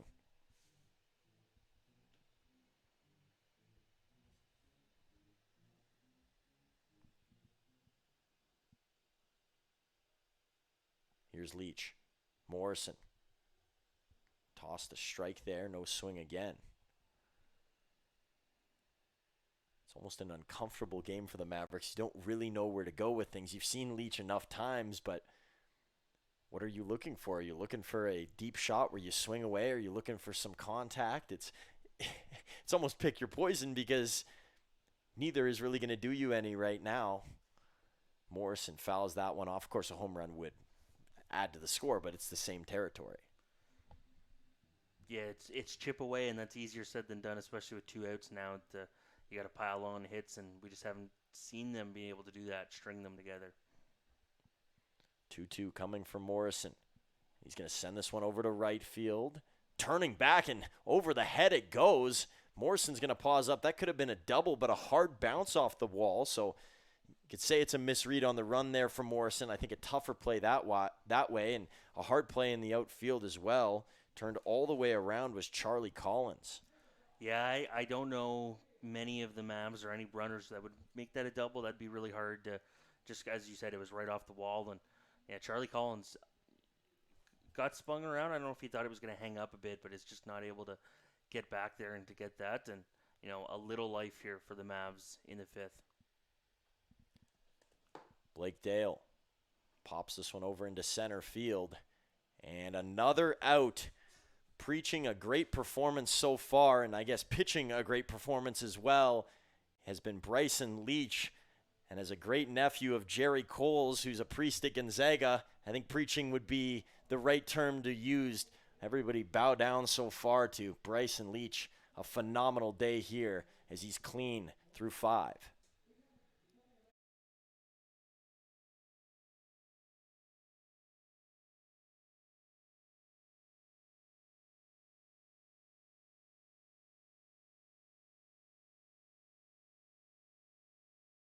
The live sports experience is changing. Teams and facilities are under pressure to provide online and in-venue entertainment. IKS Live has the right team to deliver.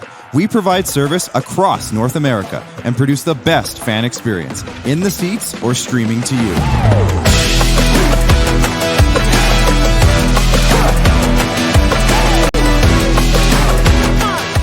IKS Live continues to bring you the best seat in the house.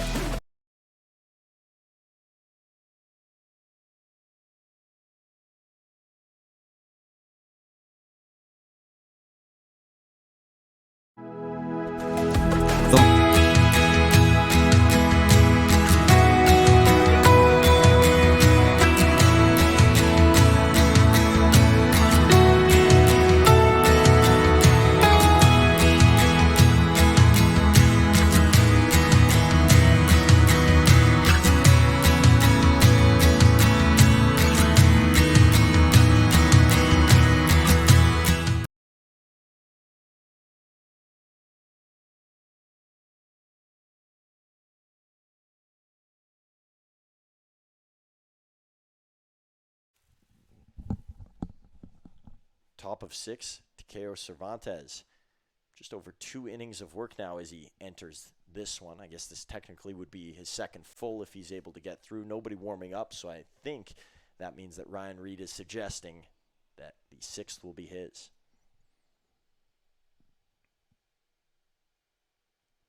Cervantes gets a foul off here from Jaden Flores. Flores, maybe not his typical night so far, 0 for 2 on the day.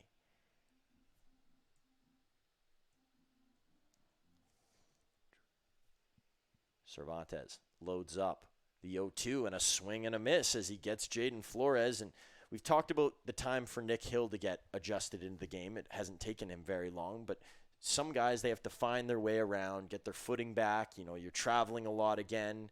You might be coming from a place where you're just enjoying vacation. And for Flores, the numbers, they've been pretty good through a couple of games, but tonight it has been the opposite, or this afternoon otherwise.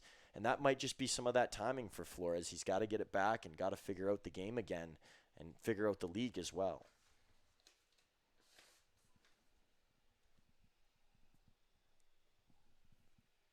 Cervantes misses wide. It'll be 2-0 to Charlie Collins, who hit the grand slam home run, which was in his last at-bat.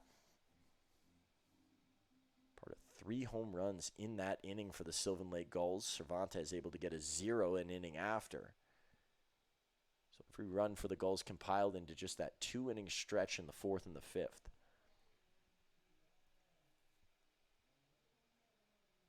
Yeah, so that's a positive for the Mavs, right? You're able to work 3 scoreless, and they work around it, but it is still 8 runs given against. That you can only string that positively so much.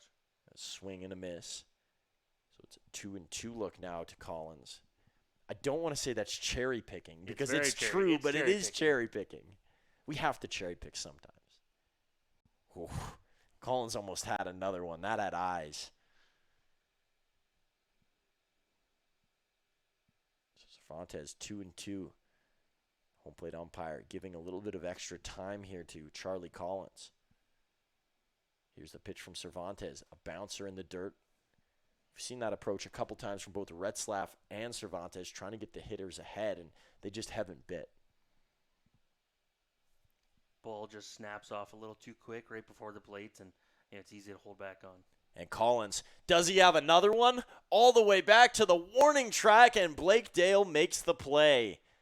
Collins, I think he felt pretty good about that, judging off of his reaction, and he turns to the dugout, who I'm sure lots of laughs. I think they thought it was gone too. Yeah, he had a good swing on that one. And, you look at Blake Dale, who was backtracking and stopped up. You almost wonder sometimes if the outfielder sees that it's way over their head, and it was just enough inside there for him to make that catch.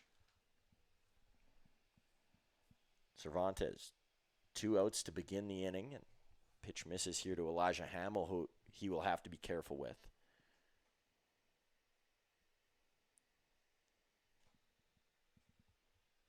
Cervantes back to Hamill, and he'll miss wide. So there was a year off in between when Elijah Hamill was with Sylvan last, and of course last season he wasn't there. They didn't make the trip here anyways, so every year that he's been in the league with Sylvan, they've come to Medicine Hat. Mentioned that he played with Okotoks just before that. Spent a year in the Coastal Plains League last year with Ashboro. So that's what he was up to last summer.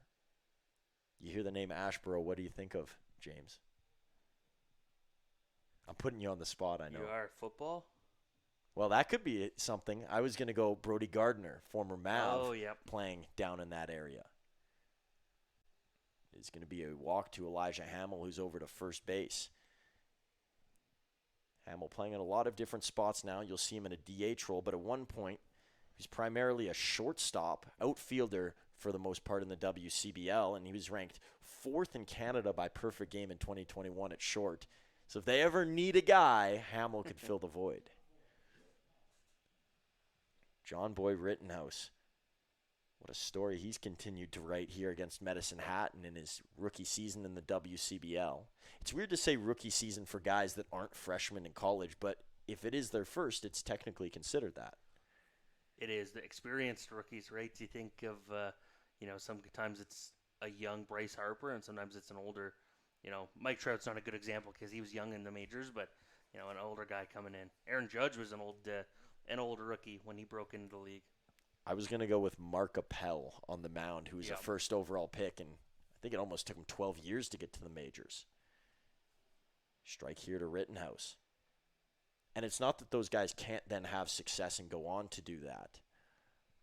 It's just when those younger ones come about and make a stir like Harper or Steven Strasburg back in the day, it's something you rarely see. Could be a tough play for Stark. Running very narrowly, and he gets there into foul territory for the 3rd out. So back-to-back zeros for Takeo Cervantes, who has not had a good year, but this is some promise here. Cervantes looking to include his name into more conversations, at least when games go along, as a potential relief option, and he's made a pretty good case here today.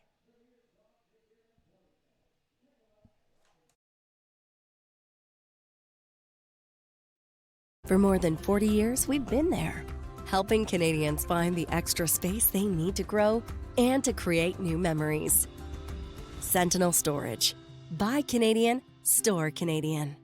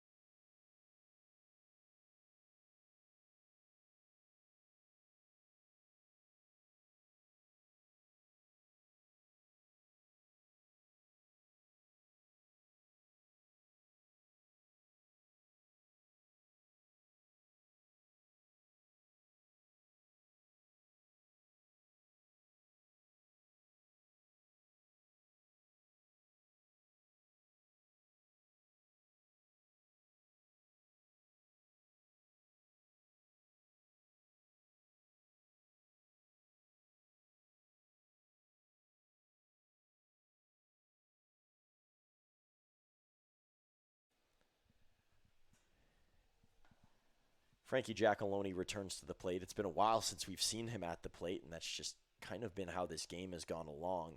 It's a 2-0 count to him to begin. Bryson Leach out again. Nobody warming up for the Gulls. Really easy day trip, and it gets jammed in between 2 off days, which helps as well, because it's not a short journey over here. Giacalone, a swing and a miss. It would be 4.5 leaking into 5 hours, I would say, to get to Sylvan Lake, up beyond Red Deer. Yeah, I believe so. Yeah, it's 20 minutes from Red Deer, I believe, but I don't know how far Red Deer is from Medicine Hat. I don't make that trip very often. 4.5. Giacalone pops this one up. It's going to rest over in right field, and the play's going to be made by Charlie Collins. So 0-1 here in the bottom of the 6th. Carter Roth will head up to the plate. It's so weird. There were quite a few runs in that one bunch, not for the Mavericks, but ever since, the game's kind of just been at-bat, out, at-bat, out. There hasn't been much traction for either group. Not that Sylvan needs it, but if there was ever any thought of a comeback, the Mavs haven't put up a very good fight for that, at least. Leach, strike to Carter Roth. I've noticed that, we saw last night, really, the bat being passed around from guy to guy. It looks like each, of that Giacalone, Roth, and Nick Hill, they're using different bats from one another now. 0-2 here to Roth. Roth 0 for 2 on the day. You'd have to go back through the files to find the last time that he didn't have a hit or didn't at least reach base. Roth going to poke this out. He's hoping that this is the hit he desires, and it's in there in typical Carter Roth fashion. A little poke shot into right field. So up will come Nick Hill here with the 1 out and 1 on. Looks like a bit of a changeover at first base as well, as David Dell has come on to coach on that side. Greg Morrison was out on the field today. It looks like he's back in the dugout now. And Ryan Reed is always over at third. I don't think that has changed once. No, maybe try to change change things up a little bit if you're the Mavs and see if you can get new luck. Here's a ground ball to Graves, who struggled to get it. He may have gotten Hill in time if he tried the throw. Roth was into second automatically, so there'll be 2 on for the Mavs here, and I think this will be called an error on the Gulls, and it is. So Roth and Hill on. Here comes Johnny Volcano up to the plate. Hill was 0 for 1 before that at-bat, and that will remain the same with the error.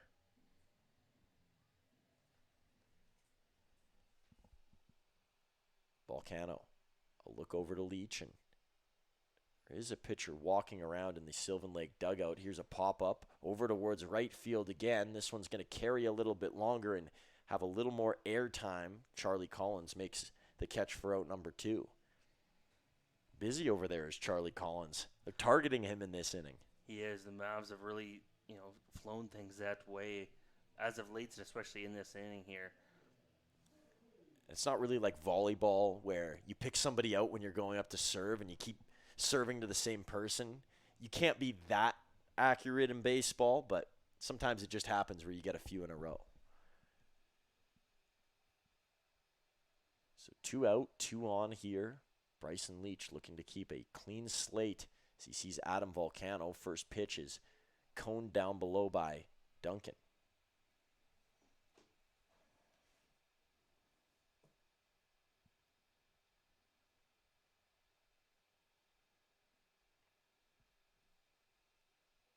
Leach. Longer stare this time to Volcano. He'll take for the second ball of this count. The bases can get loaded again here for the Mavs. Then you think about cutting the lead in half, but it would take a lot of luck and a lot of right things at right times. Waiting on deck is Jaziel Grudelars. He still has the pads on, so he's not even expecting to bat here. Volcano just missing there as he was behind. Targeting with the fastball was Leach. Obviously, we don't get velocities up here, but that one had some hum to it. It did. Around 81 pitches now for Leach, and he's still, maintaining what it feels like he had in the first. I thought you were about to predict the velo. I was going, that's bold. Ground ball for Volcano. All that is needed is a tap of the bag, and that play is made over at third base by Flores. So another 0 for the Mavs. They leave 2 stranded after Roth and Hill get on, and Volcano with the ground out to close out the 6th.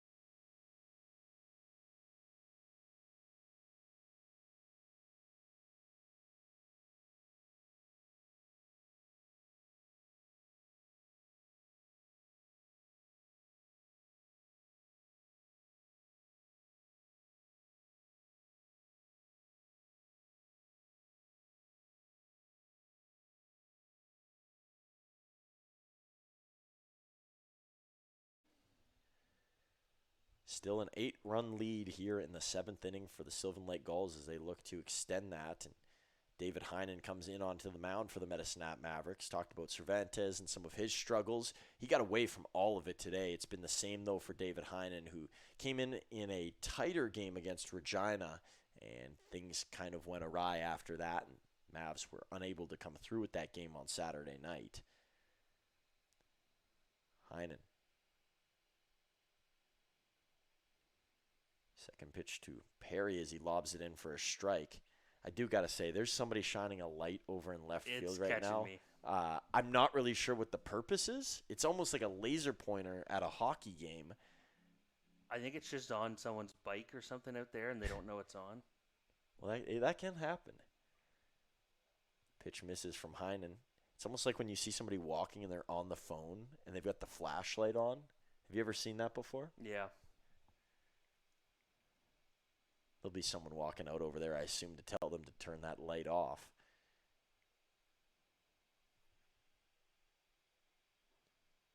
High pitch to Perry, and it's 3-1.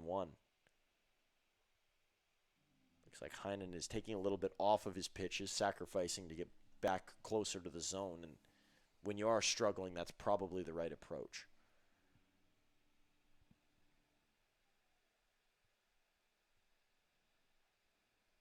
Perry over to right field. Stark got a good jump to it, and he has that one land under and into his glove. So it'll be out number 1 in the top of the 7th. A pitcher warming up, going with the left-handed look, are the Sylvan Lake Gulls. Maddox Shaver coming up to bat, and we'll keep you in mind when talking about the pitcher over there and see if we can come up with a name for those watching. Heinen still waiting for the home plate umpire to come back around. There aren't a whole lot of left-handed pitchers on the Sylvan Lake roster, so that'll make narrowing it down fairly easy.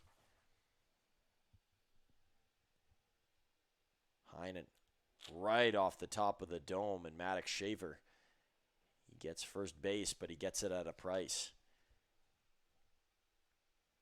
So Shaver on, Tylen Graves will come up to the plate, and Heinen's struggles continue here early on in his appearance today.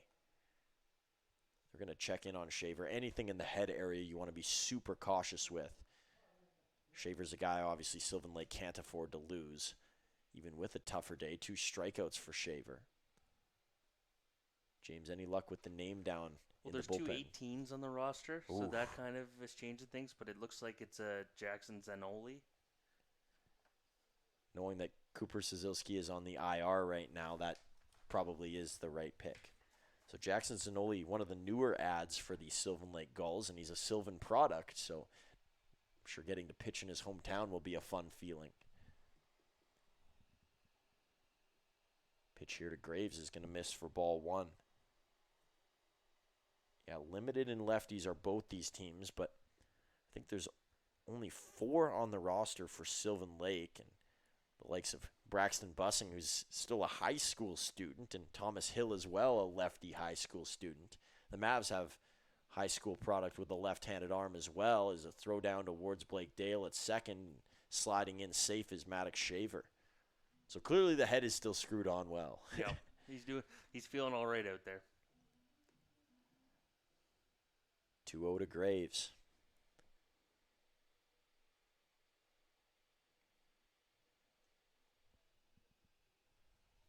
Heinen.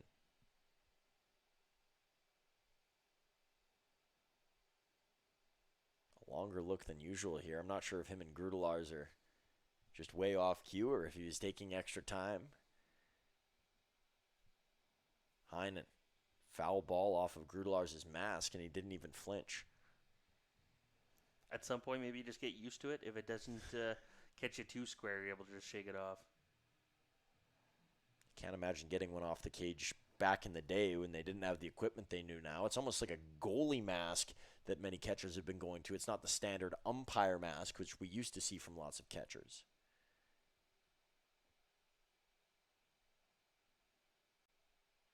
Graves drifting to center field, going a little bit further than expected for Volcano. He makes the play right against the wall, and Now the throw-in allows Shaver to advance, so a runner to third, 2 outs here in the inning for the Mavericks.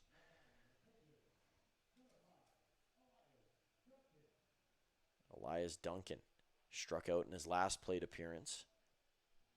Nobody warming up behind David Heinen, so he could get the rest of the innings for the Mavericks.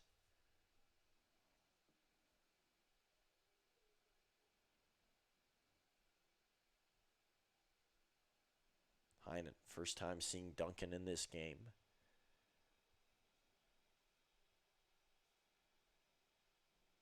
The first pitch to Duncan is high for ball 1.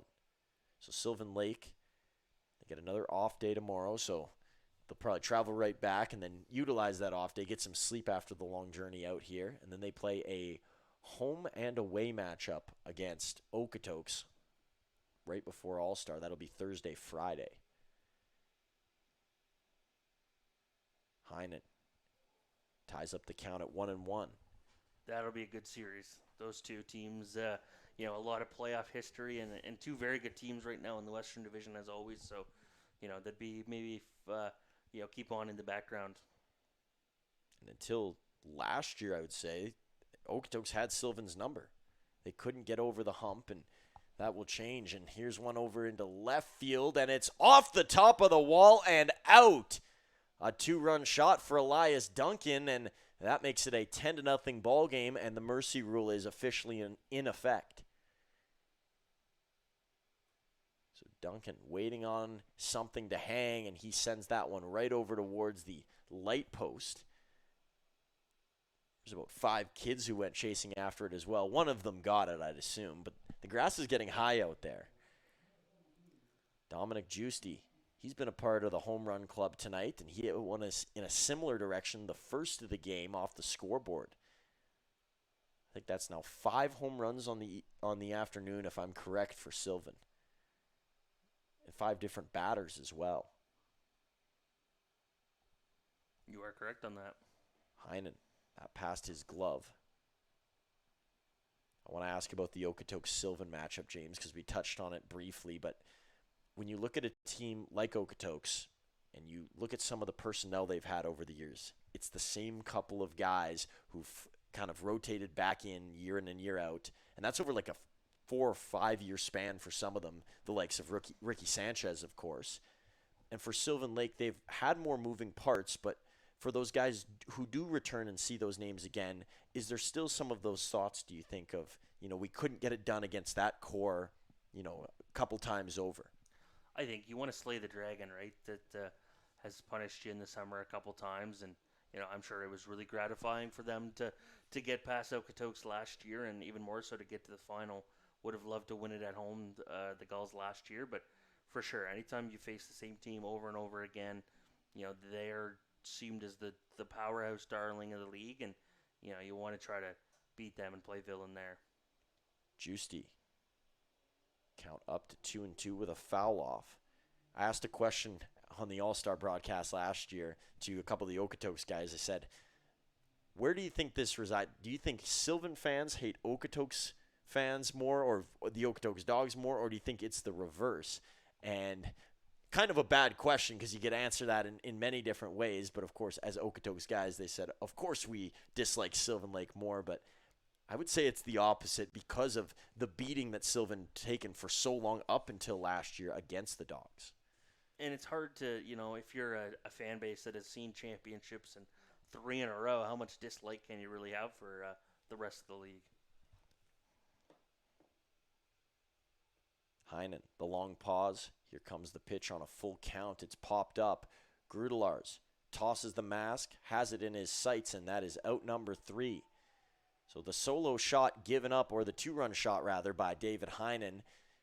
Now the hit total up to 10 for the Gulls, who have a 10-run lead here on the road in Medicine Hat. As we move to the 7th inning stretch, there's not a lot of bones that'll be moving in Athletic Park with a shallow crowd today, but for those in attendance, they'll soak it up and soak in the sun for the rest of today's game.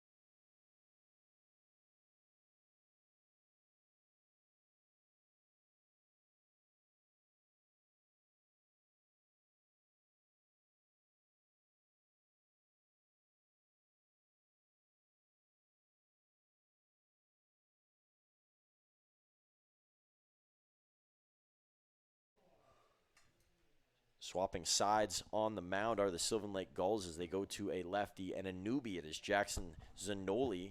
James with the call down in the bullpen. Got the right eyes and the right guy, and Zanoli comes into the game. Not a lot of experience yet in the WCBL, and Jaziel Grudelars was in that place not long ago, but he's found it today 1-for-1 on the day as Grudelars. He's reached base every time he has come up to the plate.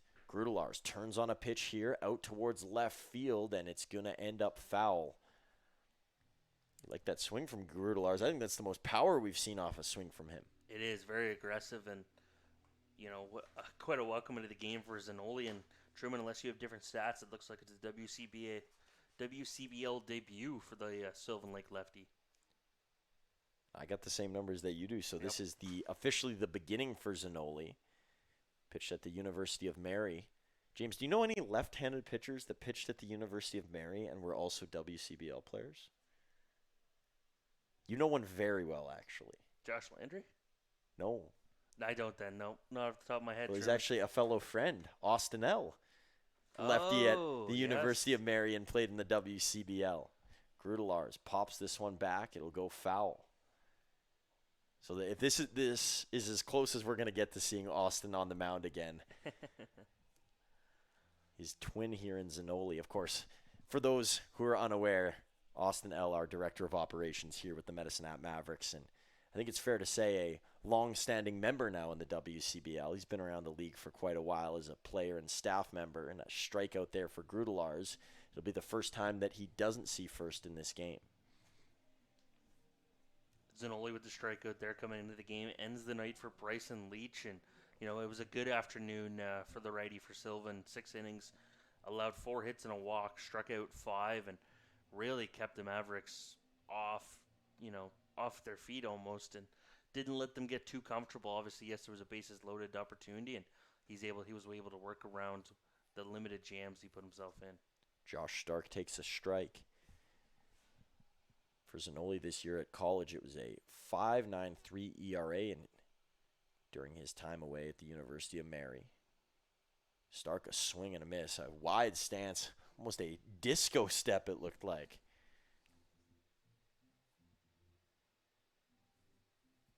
Zanoli 0-2 here.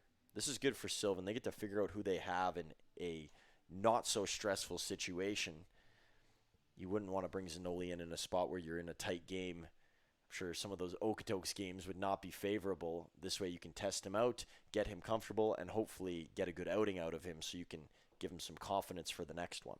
And he gets to work against 2 lefties, in Josh Stark and Evan Morrison, so see if he can be that left-on-left specialist for them.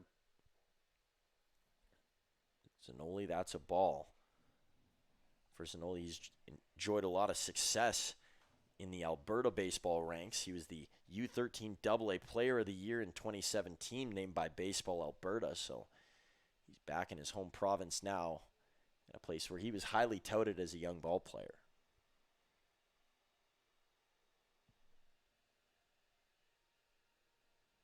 Zanoli waits on Stark. 2-2 look here with 1 out. Stark a swing and a miss and a strikeout for Zanoli, who looks comfortable and dialed in. He does. He works really well against lefties, keeps everything away, and it almost looks like it's going to go inside and breaks out for lefties. And we'll see how Evan Morrison is able to handle that a little more closed in than Josh Stark is at the plate. You see Stark going a little wide with his swings at times, and it's a battle here for the Mavs lefties. First pitch from Zanoli to Morrison is a strike. You sometimes wonder, how do guys end up in a certain place? What's the connection? Who might they know? Well, for Zanoli, when he was at St. Joseph's Academy in Red Deer, his head coach was Jason Chatwood, who former head coach and coach of the year with Sylvan Lake, still involved in the organization. And I think that is probably the reason why we see Zanoli on the mound, is the relationship between those two.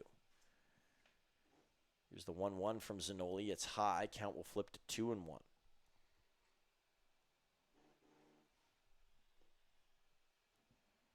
Zanoli. Morrison a swing and a miss. Nearly lost the helmet there. So it's all 2s. You mentioned the pace that Zanoli works at. That's something that Sylvan Lake is going to love. All of their guys have that speed to their game. Misses on the outside edge. It'll be a full count to Morrison. Especially for a reliever in a game where you're up, you don't want to give opposing batters time to think and settle in really, and he hasn't done that in this outing. Zanoli not a small guy either. High pitch to Morrison. It's a walk. So the only blemish on the card right now for Zanoli is that walk. He's very close to having a 1-2-3 inning, and looks like there's a guy warming up in the Sylvan Lake bullpen now behind him. So maybe just in preparation, if there is a bottom of the ninth, as we stand right now, there would not be with where the score is at. Or even bottom of the eighth. There's a pile of righties coming up for the Mavs. Really, it starts here with Blake Dale. It's five or more in a row. Zanoli, Dale flicks that back. So it'll be an 0-1 count to Blake Dale. Zach Foden is warming up in the bullpen. Another guy that's recently been added by the Sylvan Lake Gulls. It's 7 righties in a row, sandwiched between the two lefties and Morrison at the top and Stark in the 9-hole. Zanoli quickly ahead here, 0-2. Punishing the strike zone so far as Jackson Zanoli and the Mavericks really haven't been able to catch up to it. A different look against Morrison, but he sees a righty again, as you mentioned, James, and he likes what he sees, can smell blood. Here's Zanoli. Looking to bring that back inside was Duncan, but it was a long trip for that glove to glide back in. Would have been hard to pull that in from the other batter's box, and he tried to get that call. Zanoli. That one jamming Duncan there. He's going to check on the ball, make sure it's all good, and Zanoli will head back up to the mound.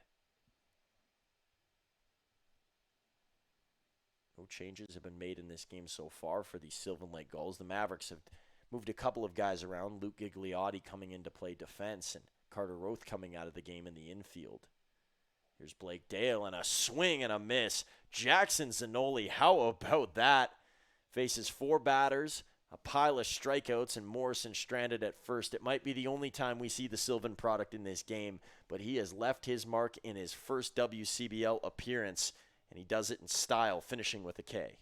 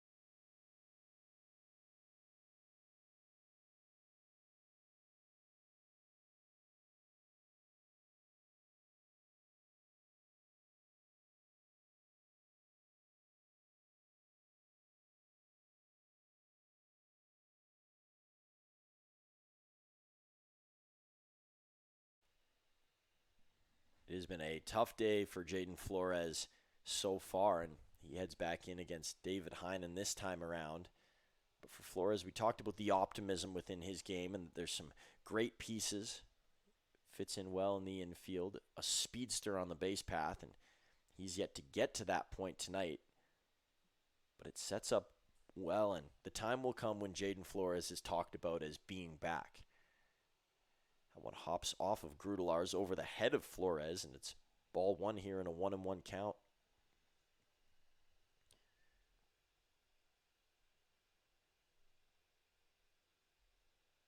Flores. Him and the Gulls will head back home after this game. You might be wondering, well, they're heading to Okotoks next, do they just stay there?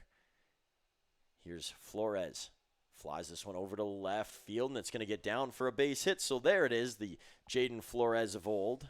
And with where this game stands, I don't think he'll be trying to steal it all unless he wants to test out the feet and get back into the stretch. But for now, Flores over to first base, and ahead and up at the plate will come Charlie Collins. Collins has had a big game so far. 2 hits, 1 run, 4 RBIs, and a lot of that coming as a part of his Grand Slam bid.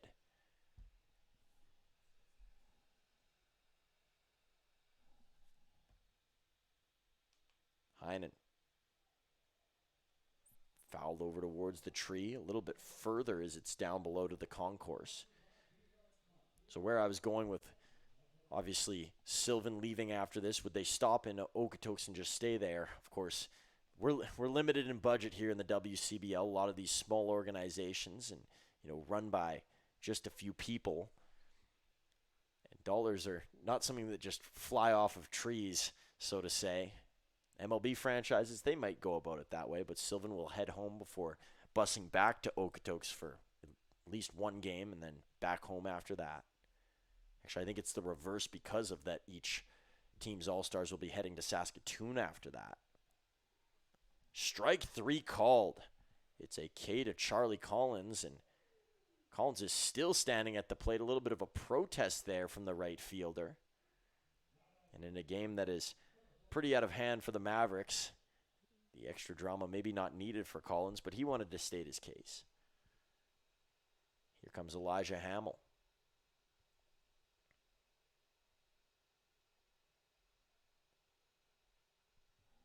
Hamill, a switch hitter, and now he decides to go to the right-hand side. Hamill. Strike 1 to him, and by right-hand side, I mean from our vantage point. Of course, he's a lefty hitter. Funny enough, his last 2 home runs, they've come from both sides. The one in the game earlier this year from the left, and then, of course, his one in today's game coming from the right-hand side.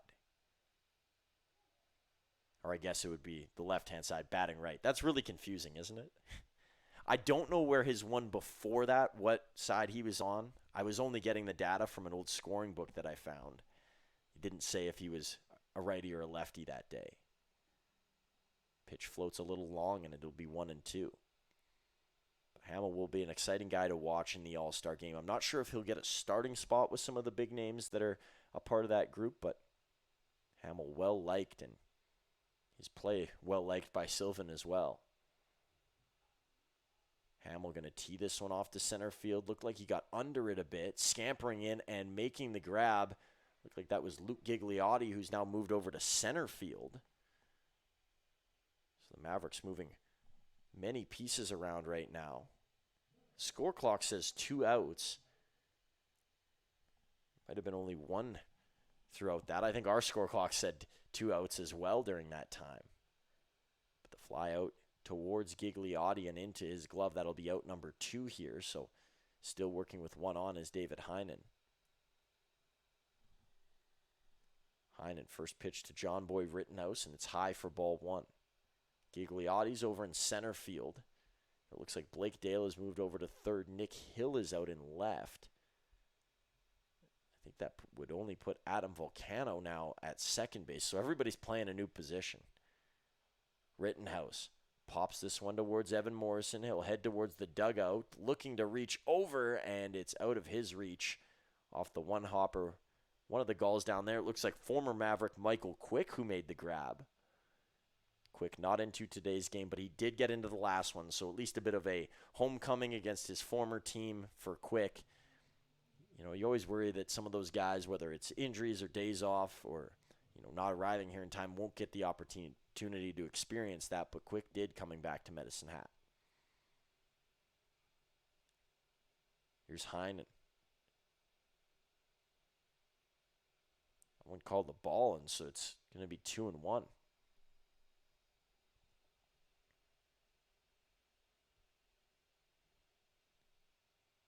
Flores still over on first base. Handcuffed there was Jaziel Grudelars as that was up beyond his head.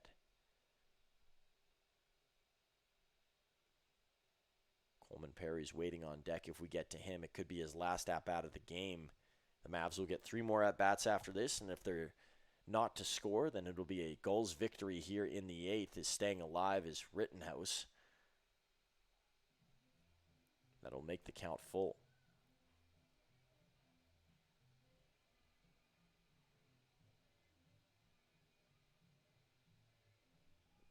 Rittenhouse waits for the home plate umpire to throw out the count, and then he steps back into the batter's box.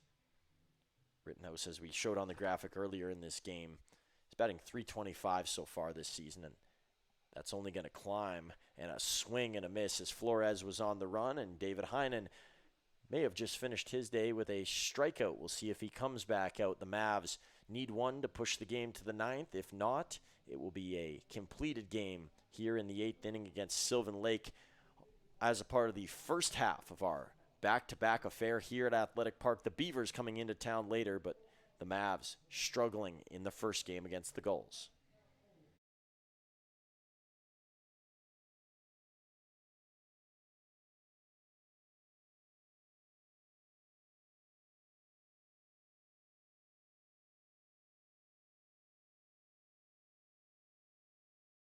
For over a century, we've been more than just lawyers. We're your neighbors, your friends, and your strongest advocates. With locations across the prairies, we're everywhere you are. Stringham, your local lawyers.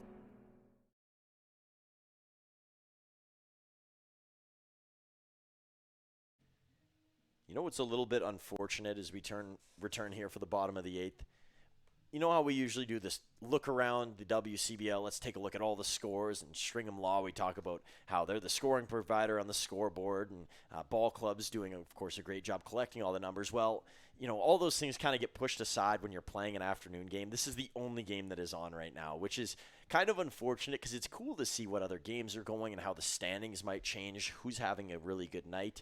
But in the afternoon, the only thing we can go off of is what's right in front of us. And there's a couple of things that are for certain in this game. Sylvan Lake, they've dominated. They're the better team, and they've played like the better team so far today. And you take a look at Bryson Leach on the mound, a guy that very well could have been in the All-Star conversation and didn't get the selection. His ERA is going to drop. What an outing for him in this game. Of course, James touching on the numbers he put up today. The first appearance for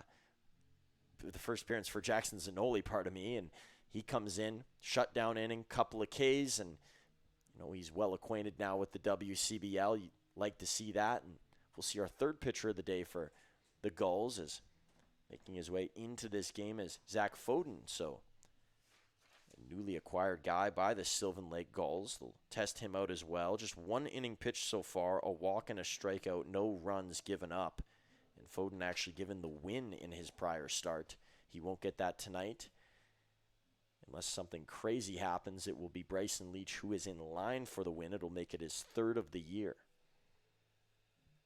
Here's Eric Calder, a pinch hit appearance.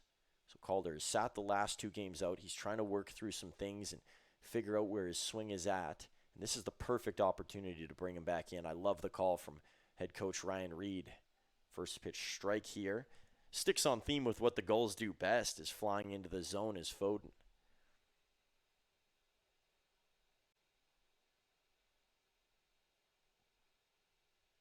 Foden be 1-1.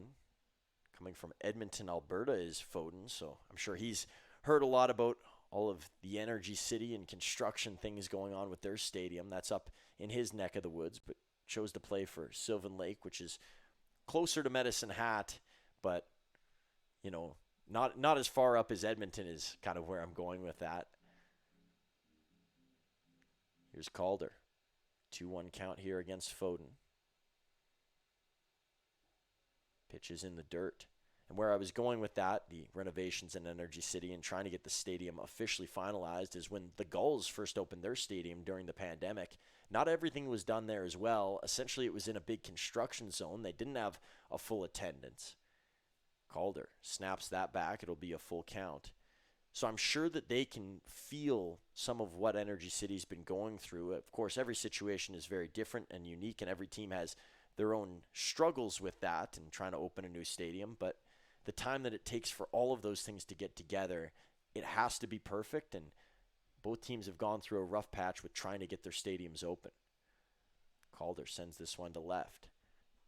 The silver lining in it all is Sylvan Lake has proven once you get it open, people will come, and it kind of becomes this big party, and that is what they have hosted the last couple of years. Every game's a party at Gulls Stadium.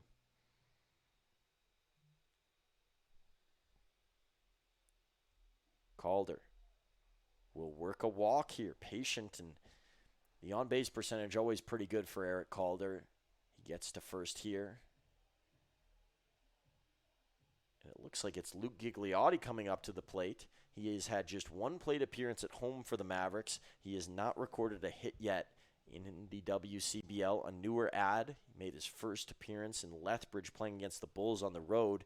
That was a Bulls comeback effort to win an extra innings. Gigliotti, a dribbler that's going to be out of the reach, charging on from third, trying to get there, and throwing it in time from third base.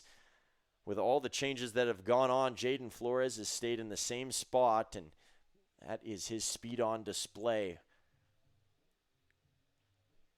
So one out here, Calder over to second. Advancing the runner is Gigliotti, and that runner would extend us to the next inning. Carson Chan will now come to the plate.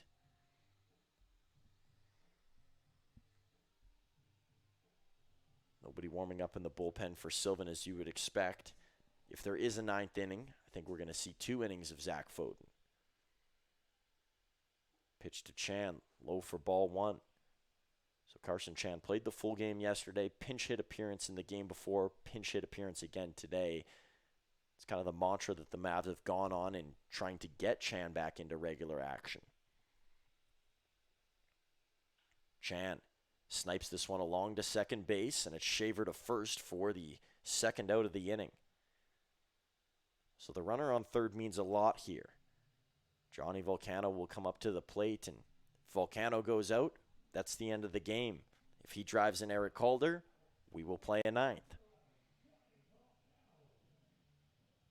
We've seen this before from the Mavericks, where a game looks like it's about to be over and they score runs at the last second, and it's not like they score a whole bunch. It's usually just 1 or 2, and the game kind of rolls on. Volcano, ground ball, chopped up over towards short. Graves to first, and that will do it. The Sylvan Lake Gulls mercy the Mavs in 8 innings with a 10-0 win on the road.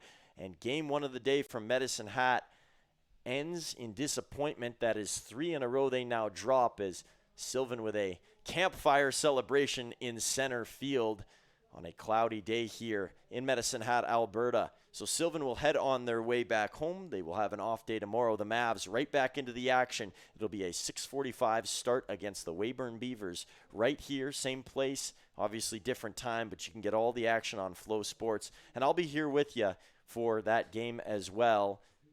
10-0, the final score. The Gulls take it, and they sweep the season series against the Medicine Hat Mavericks. It was a home run party for Sylvan today, 5 over the boards, and they win it big.